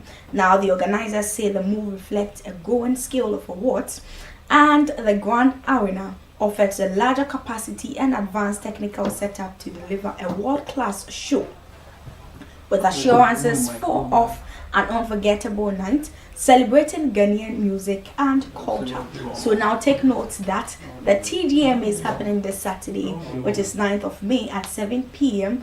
It's no more happening at the Palms Convention, I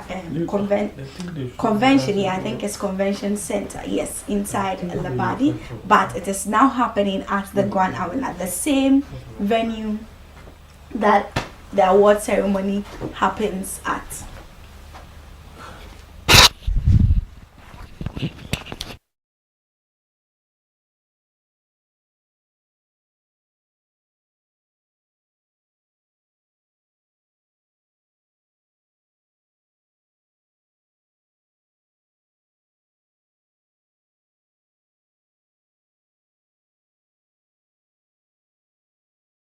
So just days before the main event, organizers of the Telecel Ghana Music Awards have announced a venue change for this year's TDMs, and in an official statement released on Tuesday, May 9th, Charterhouse Productions confirmed that the awards night will now be held at the Grand Arena inside the Accra International Conference Center at 7 p.m. and it is no more happening at the Palms Convention Center inside Labadi. Now let's talk about amongst other stories, and in a heartfelt reflection on her journey, Wendy Shay has credited her former label boss Bullet for standing by her during difficult moments in her career. Now, speaking in an interview with Café, she described Bullet as someone who understood people's individual paths and never made her feel inadequate. According to Wendy Shay, there were moments when others urged Bullet to give up on her, but he chose to trust his instincts instead. And she said his ability to see her potential beyond public opinion played a crucial role in shaping her growth. To Bullet for always being that person who understood everybody's journey. He never made me feel less of myself. He always saw the bigger picture and always saw who I was. Even though people called him and told him he should forget me. People did that? Yes, people did that. Big names, big people in the industry. In gatekeepers. I was there next someone, I'm not going to mention his name, but he said it in my face. Lady is not going to work. Yes, I had people tell me that. In your face? In my face. Yes, in my face. Did you respond? I told Bullet, Pachomenti, my hate. And Bullet was like, oh, Wendy, I'm listening to what God is saying, not what people are saying. So I'm really grateful to Bullet for that. People can be that direct and tell you that you're not going to be successful like that? Yes, yes. And when I became a hit, I remember I was in the car going with Bullet. I was going to the studio with Bullet, and the person called again was like, Bullet, it's not her, it's you. You are the one. I remember vividly. Still standing on his Still, ground. yeah, because yes, I'm far. Okay, now we have to. No, it's not her, it's you. I remember so much. That we move. I am always grateful. Now, that is what Wendy Shay is saying, and she is part of the contenders for this year's TDMA Artist of the Year. So when you're voting, make sure that you're voting for Wendy Shay, especially my women. Where are you? Women supporting women, okay? The guys are doing bro code and what have you, but we also need to do some sister codes, and then our females can also champion some of these awards. Now, let's talk about Joe Mettle, and he has a new song titled This Year. So at a time when many people are searching for reassurance, Joe Mettle has released a new single titled This Year, offering a message rooted in faith and positive confession. Dropped in May 2026. The song encourages listeners to speak blessings over their lives, focusing on hope, expectation, and the belief that words and faith can shape outcomes, and known for blending worship with deep spiritual meaning. Joe Mettle delivers the track in a way that feels both personal and uplifting, building on his legacy as the first gospel artist to win Artist of the Year at the Vodafone Ghana Music Awards, and he continues to use music as a tool for inspiration and spiritual impact. So, for those of you who love Joe Mettle, yes, this year he stepped back from the TDMA Awards, and he has a new song titled This Year. So while you miss him on the awards, maybe you'd want to catch up with him with his new song, which is This Year.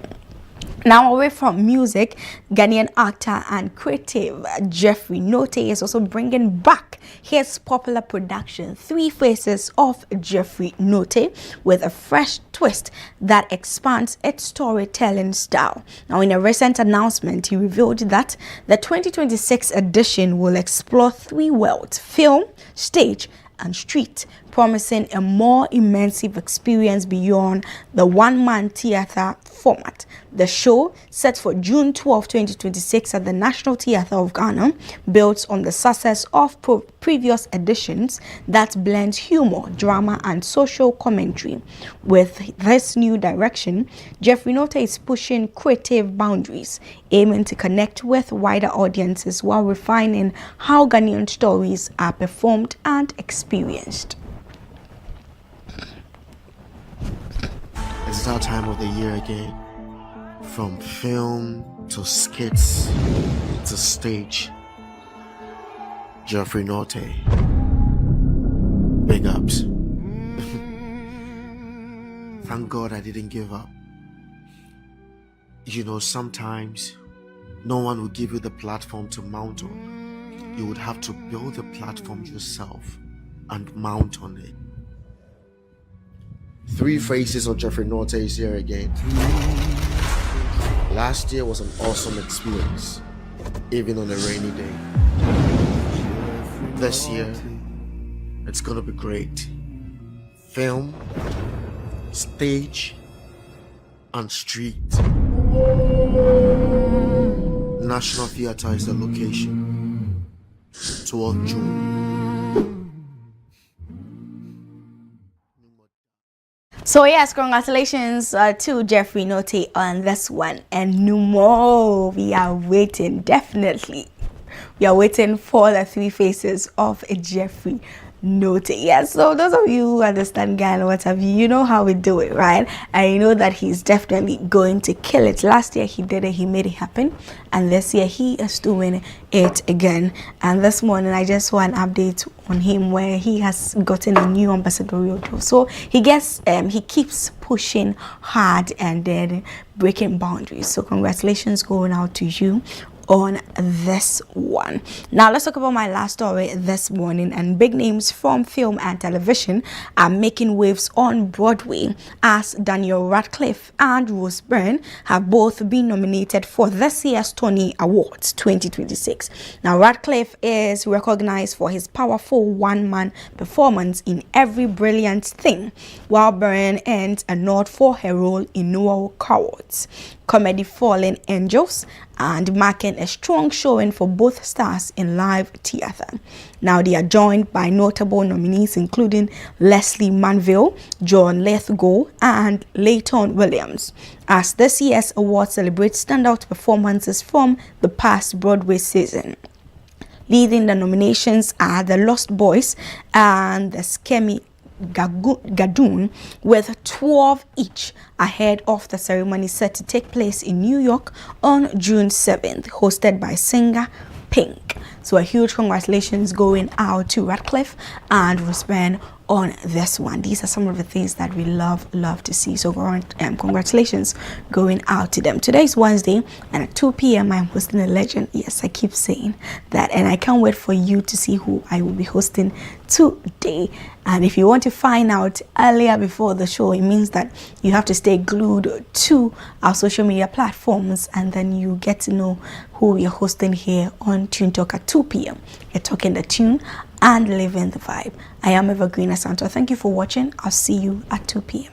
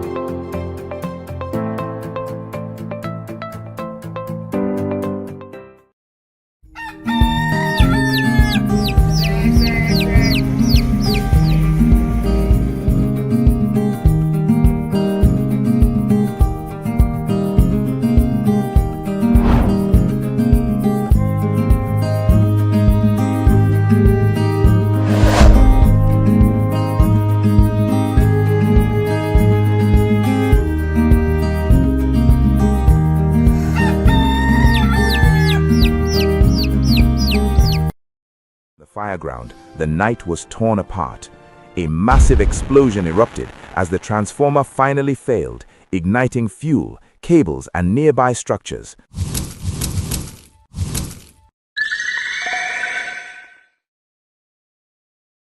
Transformer tangled with illegal electricity lines.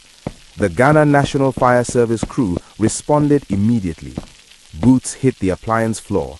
The engine roared to life. Sirens wailed into the thick evening air. But the road was already against them. Potholes forced the appliance to crawl. Flash-flooded sections hid deep craters that threatened to damage the truck because it was drizzling. Traffic refused to yield. Some drivers pretended not to hear the siren. Others stared and continued slowly, as if the fire was none of their concern. A few even insulted the crew through open windows. "Firefighters with no water," one man shouted as the truck squeezed past. By the time they arrived, precious minutes had been lost. Sparks danced along overhead cables. The ground shimmered faintly with electricity, dangerous, invisible. The officer in charge immediately recognized the threat. "Relay to Fire Master Control to interrupt the power supply now," he warned, and handed over the handset to one of his members. Before the crew could fully deploy, the crowd had begun mobbing them. The firefighters tried to explain. They had water. They always did. But the insults came faster than the explanations. "You came late and I believe you have no water." "You just like making noise with sirens," he said. As the crew rolled out the hose, chaos erupted.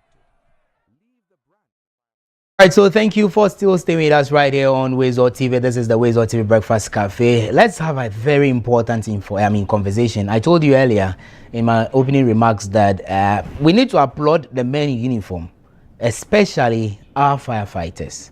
And I remember sitting here advocated for betterment of their service. Their welfare, resources, and what have you. But they've done something significant, and we need to applaud them for that. The first quarter of 2026 has been very good as far as firefighting is concerned. We've seen some strides chalked or achievement chalked if you compare the first quarter of 2026 to the first quarter of 2025. And I'll illustrate that to you pretty shortly on the screen. So it's a conversation that we all have to have. What exactly is contributing to these successes chalked by the Ghana National Fire Service? What are they doing right? What are we doing as civilians or citizens? What are we also doing right? What needs to be added to see more improvement? These are the questions that we want answers to as far as this conversation is concerned. And my guest is Divisional Officer 2, Desmond Aka, who is the head of public affairs for the Ghana National Fire Service. He's here with us for that conversation. Sir, good morning. Good morning and thanks for having me. You should be a tired person. Work. That's the Do you sleep? Hardly. Maybe I should have an exclusive with you. Find out the life of a firefighter. When do you sleep? When do you wake up? Do you have your life? Do you enjoy social gatherings? Do you attend such programs? Well, let me say a very good morning to your cherished viewers. My life is very boring. I can imagine. And it is also having a toll even on my family. My family is not with me.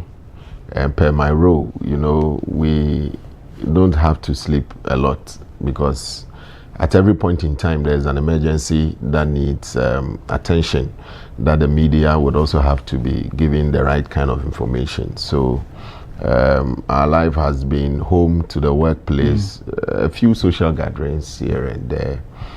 But I'm not an interesting person to live with. So if you are getting closer, you should be prepared for all of that. But as I mentioned, maybe a one-on-one conversation, we will delve deeper into that. But before we even zone into why you are here, let me just illustrate what we have gathered on the screen. First of all, you look at it, total fire attended in quarter 1 of 2025 and 2026. And as I mentioned, we are comparing 2025 and 2026. So you look at 2025, you're talking about some 2,261 total fires recorded. So let's get back, quarter 1 2025 and 2026. That's what I'm talking about. Then in 2026, you have a total of 2,055 total fires recorded. Then so you look at the numbers, the difference. You're talking about 206.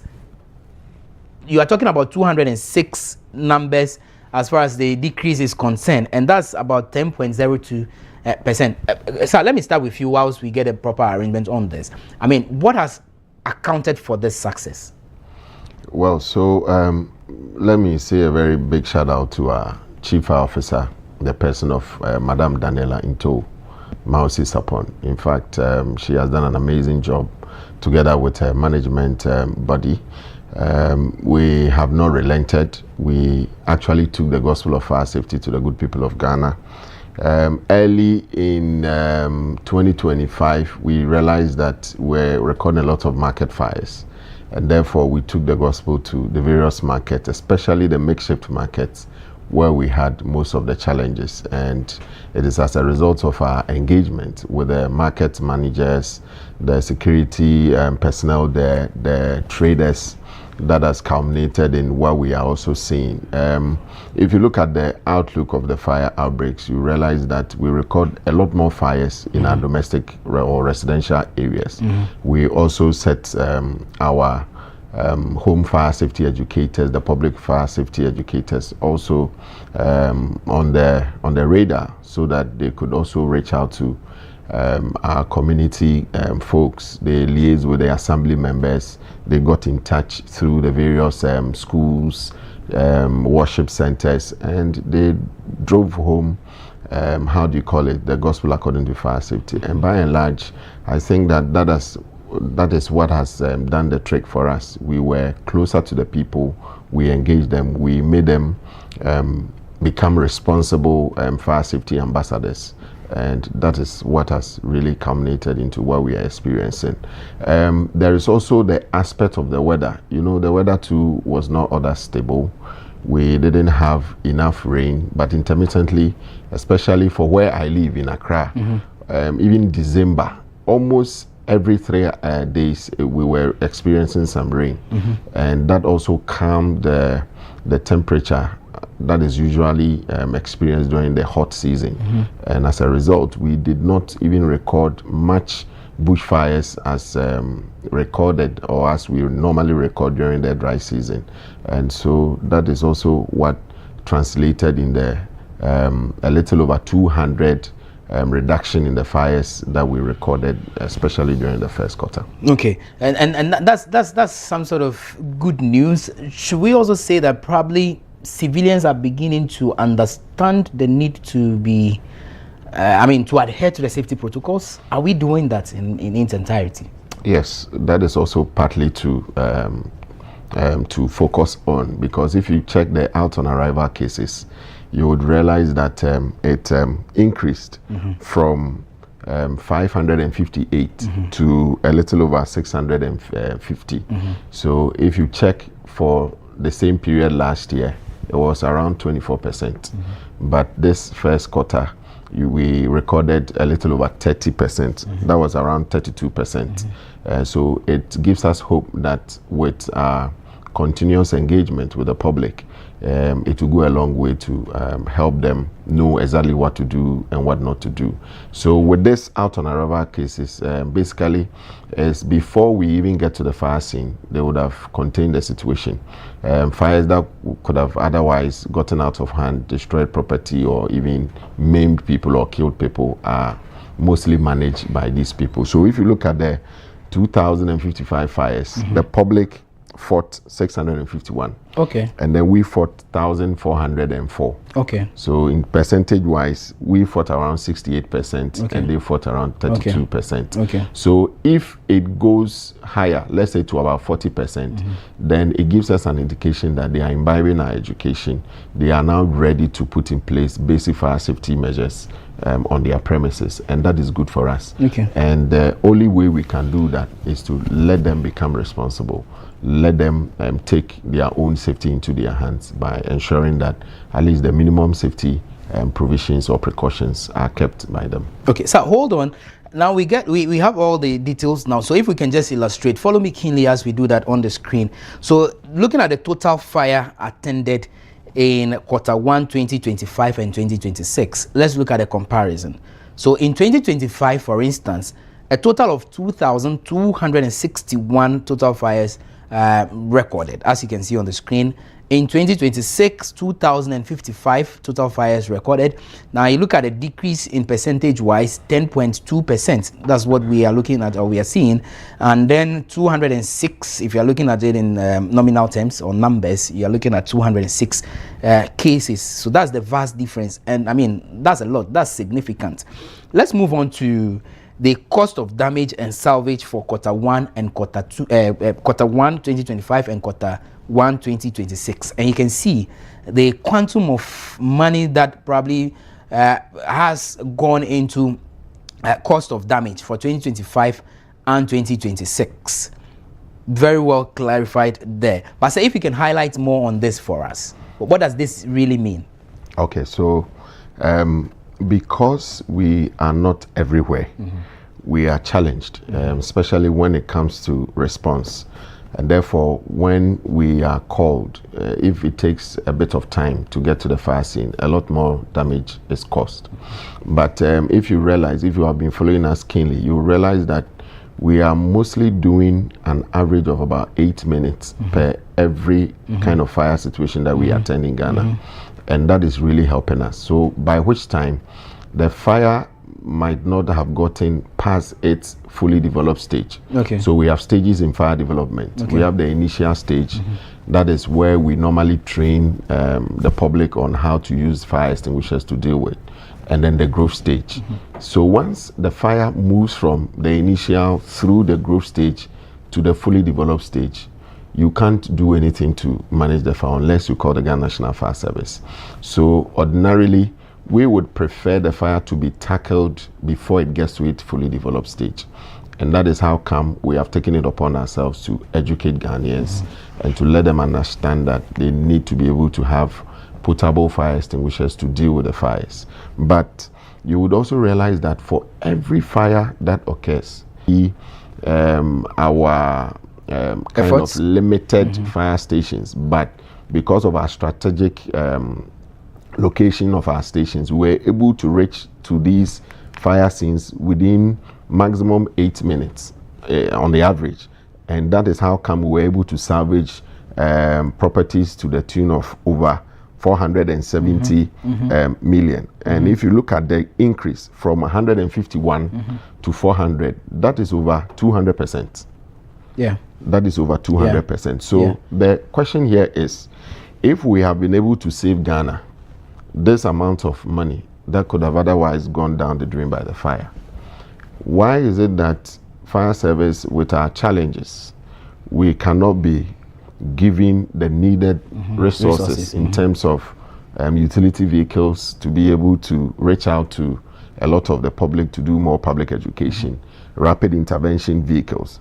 The last time I checked, the cost of a rapid intervention vehicle is a portable fire engine, sort of, that has the ability to extinguish fire and then also rescue equipment to effect rescue. The last time I checked the price of one, it was around between $100,000 to $350,000. And with this 470 million Ghana cedis, we could buy between 2 or 4 of them. Yeah. So why is it that if, as an institution, we are saving Ghana to the tune of this huge sums of money, we cannot be resourced or be retooled with some of these important firefighting and rescue tools?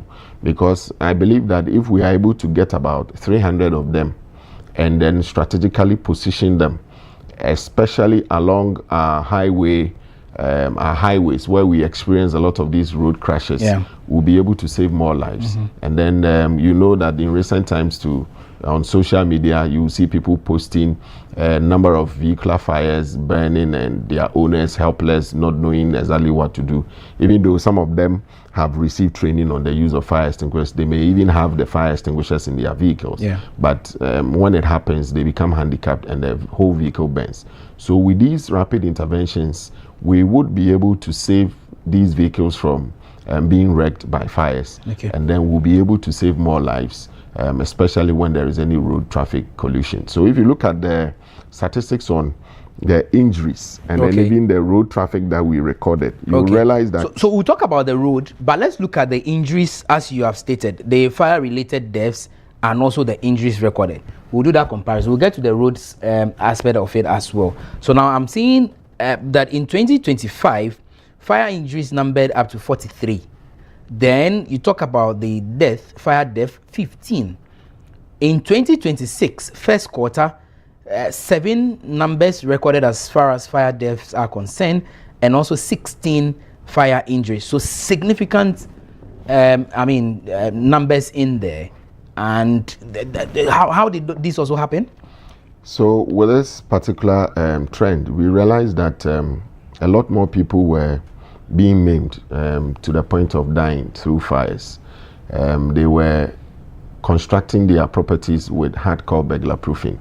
Some even go in for these security doors. And we realized that per research, some of these security doors, when they are heated and when they heat, when they exceed their carrying capacity, the locking system within them locks permanently, and you are not able to open it to kind of escape in case of fire emergency.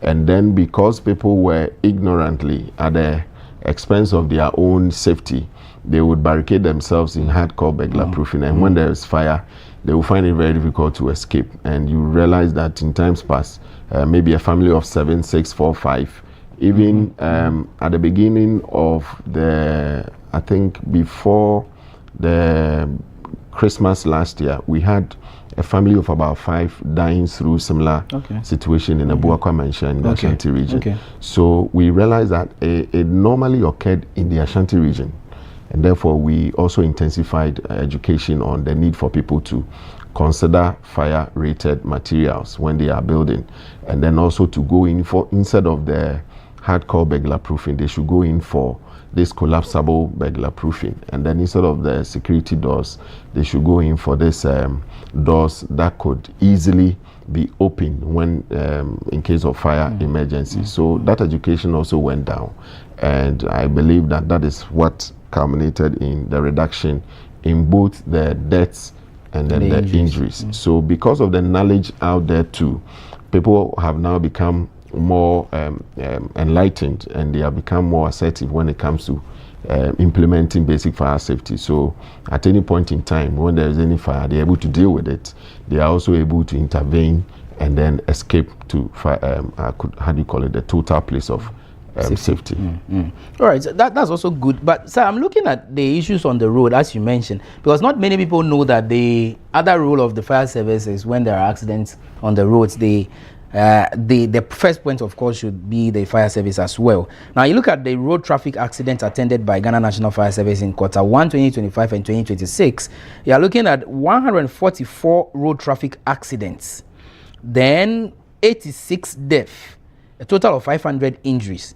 In 2026, 211 road traffic accidents, 130 deaths, 932 injuries. Sir, explain. Well, so this is one of the downsides of the statistics that we changed for quarter 1. Okay.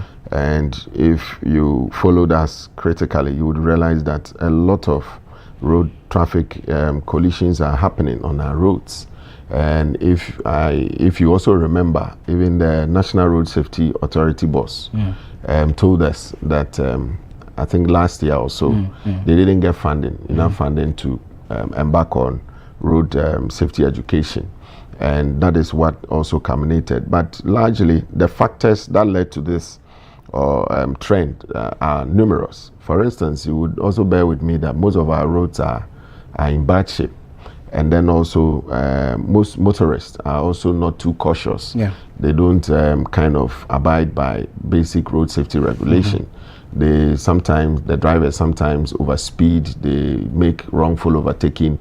Most of them do not even maintain their vehicles. That is how come most vehicles are involved in fire, and then they also involved in one accident or the other. But the challenge here for us as a service is that these are just the numbers that we responded to.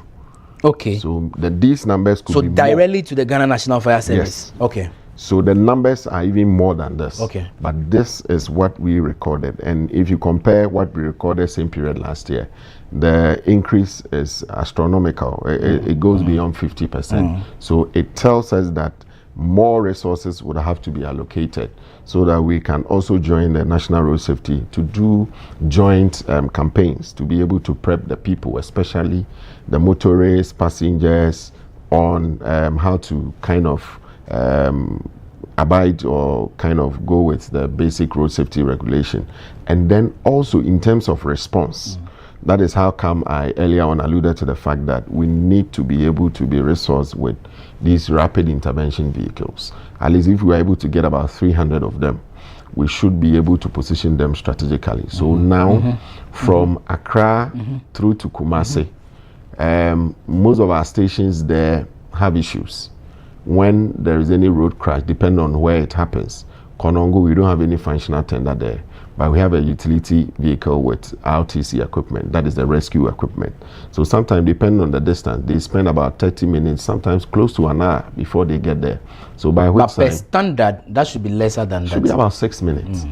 So the distances between where these incidents happen and our response time is also a challenge. So once we are also retooled with these rapid intervention vehicles, we would be able to bridge this gap.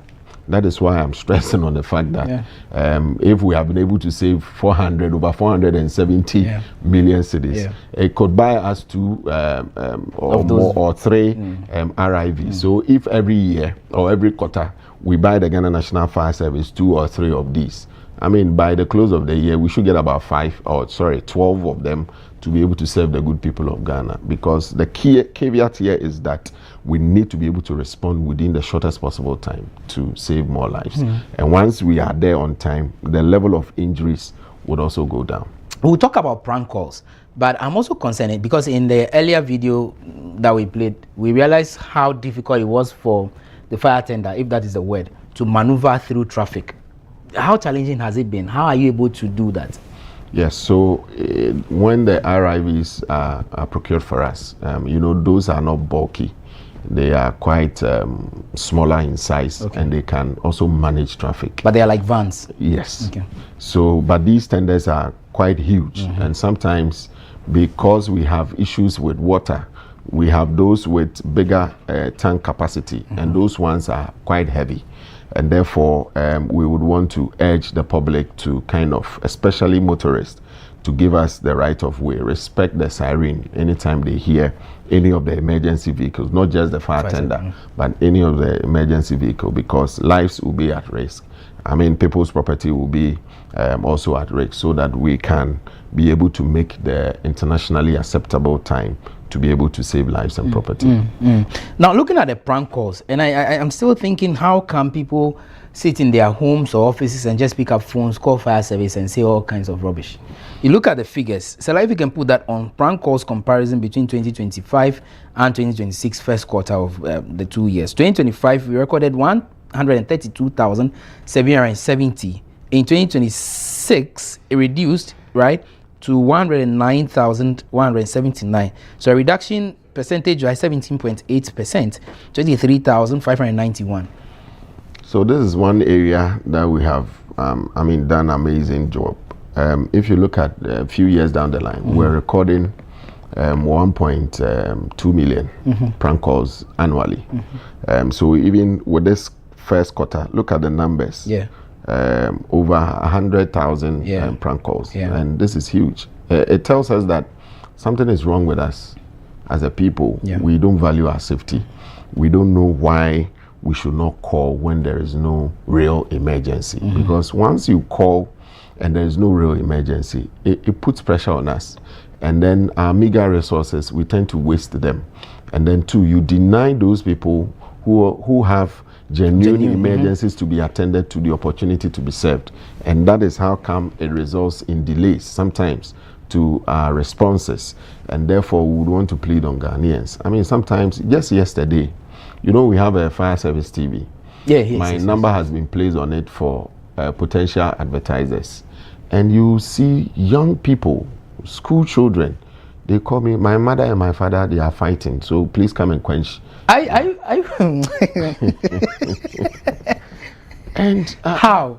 It's serious. I mean, so parents, please, I'm not too sure. The way I've trained my children, there's no way they can come and pick my phone and then begin to call emergency responders as if there is something serious. So please, do not allow your children to be playing with your phone.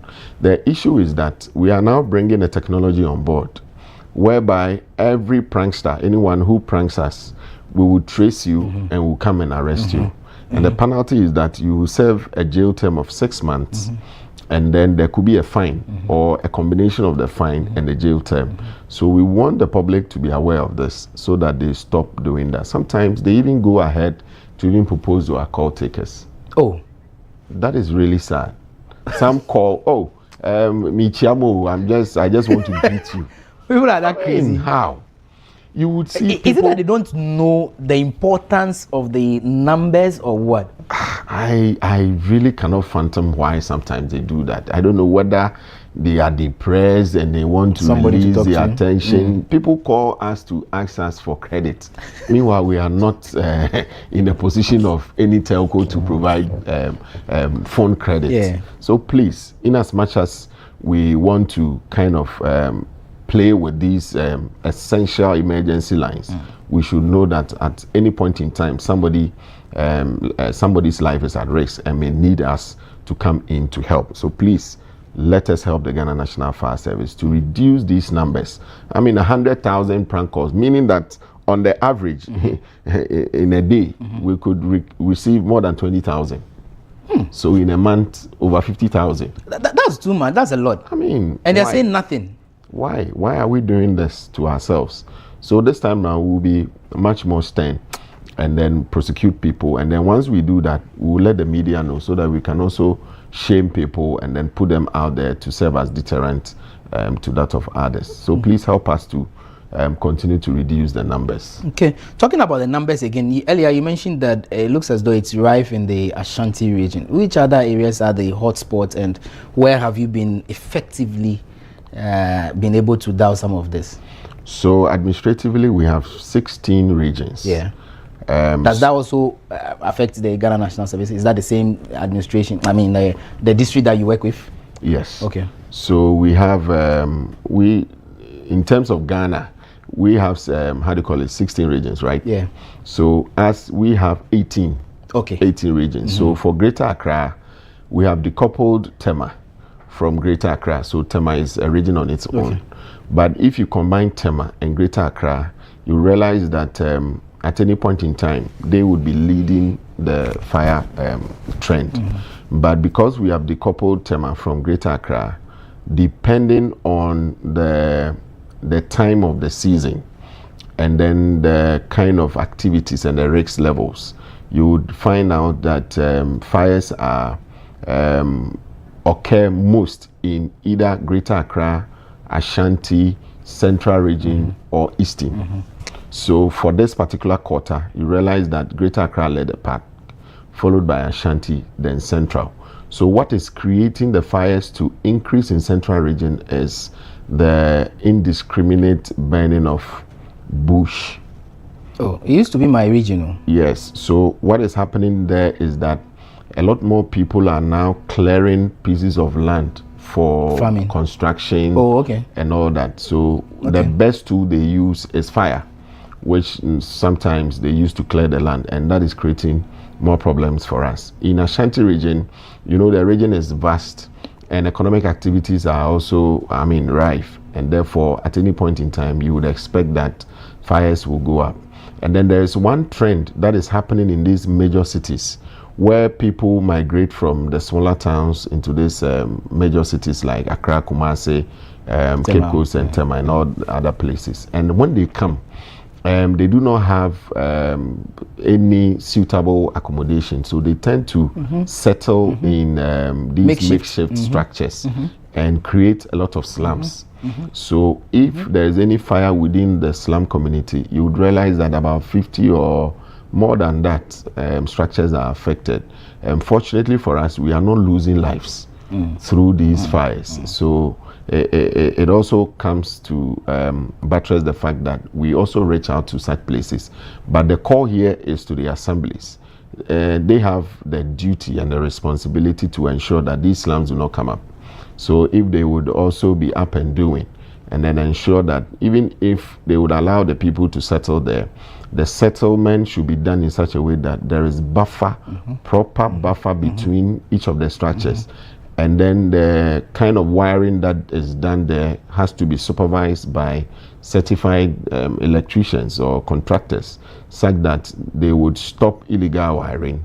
They will stop cooking indiscriminately, burning refuse, and doing all manner of economic activities there, such that the fires will be reduced. And then if the NGOs, people who, those that are into livelihood empowerment and then into those staffs could also come in to support such communities with maybe portable fire extinguishers so that we can go in and train them. Because whether we like it or not, once that space is not regulated, much more fire would sir, occur. that's what my concern is, because I know you have a rep on each and every DISEC or RECSEC. So Sure. RECSEC regional, DISEC for the district Yes, level. and So then you mentioned MMDAs as well. And I'll give you a vivid example. The one at Medina, what was the name? Recently, it was engulfed in fire. Okay. Oh, is it a Reach Junction? Yeah, is it Reach Junction? Yes. Exactly. Also a slum, sort of. Sure. What's the collaboration between your outfit and then the MMDAs? Yes, in as much as we have reps there, we can only advise or make recommendations. Okay. And anytime there's a fire involving any of our markets and then such communities, we furnish the MMDAs with a copy of our report and vis-a-vis our recommendations. But the final authority doesn't rest on us, and therefore we would continue to collaborate and then ensure that the right thing is done, such that the slum communities will not erupt in the first place, so that it can also give us some respite, because that is also contributing to the number of residential fires. If you look at the fire types, residential fires or domestic fires continue to lead because of this trend in the most of the capital cities, followed by commercial fires, the fires that are happening in our market space and all that. And these spaces are very much controlled by our MMDAs. So once they are able to turn more attention and to enforce their own bylaws and regulations in our market centers, and then especially in preventing these slum communities from coming up, I think it will go a long way to reduce the number of domestic fires and commercial fires that we record. The third on the line was a bushfire. And because we had a better kind of weather throughout the first quarter, let's say from December throughout the first quarter, we recorded swignificant drop in the number of bushfires. And then electrical installation fire. Quite recently, we had Akosombo, the Swiss yard, being gutted by fire. And not just that, we respond to, let's say, electrical installation fires, like involving utility poles, transformers, and we are happy that government, through the Energy Ministry, is taking steps to change the overage transformers and then even the wiring that connects electricity power from the substations to our various homes, such that once those interventions are done, it will on these electrical installations so that we can also begin to record some low numbers. Our vehicular fires, which is also on the rise. The other type of fires that you see there are crown fires, fires that happen on treetops. And you know, they are building their nests. Sometimes they go to the refuse dump, they pick twigs which are kind of on fire already. So once they insert it into their nest, they smolder, they burn, and with time, it sets the trunk or the branches on fire. And then we also attend refuse dump fires, and they are all classified under the other types. So industrial fires, by the strict safety protocols that are ensured in various institutions and then industries, especially, these places record lesser number of fires. So by and large, we would continue to engage. We'll continue to collaborate with our relevant stakeholders like road safety, the DVLA, the MTTD wing of the police service, to be able to do joint public fire safety campaigns, and then also reach out to the public and to ensure that our basic laws on safety are enforced such that people will become more responsive to be able to ensure that there is basic safety on their premises. And once that is done, the fires will go down. Okay, sir, whilst we prepare to wrap up, two things. We'll talk about the toll-free numbers as well. But I mean, I can sense that even your gota, I can hear voices as well. What does that mean? People are already out and running? Yes, we run. People say it doesn't work. People say you only go and point at meat in soup at chobas. Me per way, far away, mommy, if they're going. Is it true? It doesn't happen like that. We are a very serious institution. So the GOTA, because we run 24/7, every minute, every second, in an emergency situation, every second counts. And just this morning, they attended a fire at Dansoman, and they had to relay. So whilst I was waiting my turn, they had finished extinguishing the fire and they were relaying. Just yesterday, Kumasi, they had to go and to battle a fire involving a phone shop. And then 2 of our men suffered from smoke inhalation and heat exhaustion. But we understand they are also recuperating. So we are ever ready. We are serious. The emergency number still remains 112. We are even working with the telcos to ensure that they get us another toll-free number. The issue is that because it is toll-free, that is how come people just would want to call at random, even without any emergency. So we just want to increase the numbers, increase the toll-free numbers, so as to be able to help people with genuine concern. And then we also have other hotlines. I think if we can project that on the screen. Yes, so let's have the numbers. The ones we had earlier. And yes. So once we have the toll-free numbers, and then we get the hotlines at any point in time, when there is any emergency and you are struggling to call the toll-free or to get through to us using the toll-free number, you can get through to us through any of these direct hotlines, like the 030-277-2446 and then 0299-340-383. So these are direct numbers. When you call this one there, you will pay. The telcos will charge you, and then you get through to us. So please, in as much as you have people that are under your care, maybe your children, your dependents, even your enemies, you need to be able to share these important emergency numbers with them so that even in your absence, they can call for help, and then we would be glad to come in to assist. Okay, heading into the next quarter, we are already in the second quarter of 2026, hopefully getting into the third quarter, and this is when the rainy season comes. Sir, in concluding, what will be your words to citizens watching this morning? Well, many people know us just to be firefighters. We do more than firefighting. We are into rescue as well. So now that the rains are going to come, we have a standby team all over the Ghana. They have been resourced with the basic rescue equipment. And so if there's any flooding, if there's any bee invasion, we attend to bee invasion. Even when there's a snake in your room, the first point of call should be Ghana National Fire Service. Because we exist to save lives and property. Anything that has life and that particular life is threatened, do not hesitate to call us, because we are ever ready to come into your aid to help you. Okay, sir, thank you. Grateful. I think we should do this again after the second quarter. Right. Whatever the result or the outcome, let's discuss it. Right. Then we'll identify the loopholes, what the challenges have been. I mean, we are always here for you as well. Great. We did for you. My pleasure. Say thank you. Thank you so much for joining us this morning. Viewers, that's the Head of Public Affairs of the Ghana National Fire Service, Divisional Officer 2, Desmond Aka, speaking to us on the achievements chalked so far in the first quarter of 2026. First quarter. We hope they get more, achievements in the second quarter and also get higher along the line as well. But the responsibility lies on you, the individual. It is your property. It is your life. So please adhere to all the safety protocols. Maybe in our next conversation, we should be talking about what you need to get at home, just in case there is a fire outbreak, what you need to do. you know, in your vehicles. How many of you have the fire extinguishers in your vehicles as well? So it's something maybe probably the next time we should be touching on as well. But here we draw curtains on today's edition of the WoezorTV Breakfast Cafe.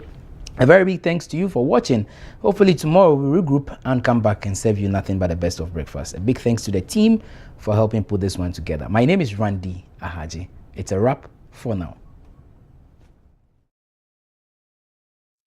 The Ghana National Fire Service crew responded immediately. Boots hit the appliance floor. The engine roared to life. Sirens wailed into the thick evening air.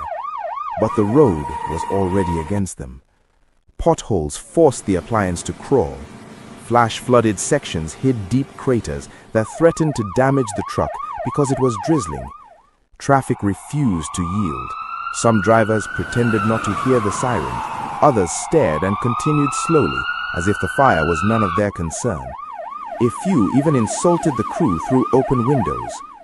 "Firefighters with no water," one man shouted as the truck squeezed past. By the time they arrived, precious minutes had been lost. Sparks danced along overhead cables. The ground shimmered faintly with electricity, dangerous, invisible. The officer in charge immediately recognized the threat. Relayed to Fire Master Control to interrupt the power supply now, he warned, and handed over the handset to one of his members. Before the crew could fully deploy, the crowd had begun mobbing them. The firefighters tried to explain. They had water. They always did. But the insults came faster than the explanations. "You came late and I believe you have no water." "You just like making noise with sirens," he said. As the crew rolled out the hose, chaos erupted. "Leave the branch," the firefighter shouted. "They are live wires. The ground is charged." The officer in charge instructed once again, "Call for police assistance." FMC, from the officer in charge. Police assistance needed at the fire ground. Over. In no time, the firefighters were now surrounded, insulted. "We're here to help." Realizing they could no longer operate safely, the officer in charge made a painful decision. "We're no longer safe. Mount!" The firefighters decided to return to base. Sirens silent, faces heavy with dread. Just a few meters away from the fireground, the night was torn apart. A massive explosion erupted as the transformer finally failed, igniting fuel, cables, and nearby structures. Fire consumed the area in seconds. Electricity surged through the wet ground. People who had stayed behind had no chance to escape. Lives were lost, many of them. The next morning, the headlines spoke of the tragedy. Illegal connections were blamed. The explosion was called unfortunate, but no one spoke about the insults. No one spoke about the bad roads and traffic delays. No one spoke about civilians refusing to give way to sirens. No one spoke about branches taken from trained hands. No one spoke about firefighters being fought instead of supported. At the fire station, the crew sat quietly, staring at their boots. They had answered the call. They had tried to save lives. What if your father is a firefighter? How about your mother, a relative, a loved one, or a friend? Whilst others were running away to save their own lives, the firefighters were in a haste to risk their lives to save lives and properties from a fire they did not set. But that night, duty was silenced, and the cost was paid.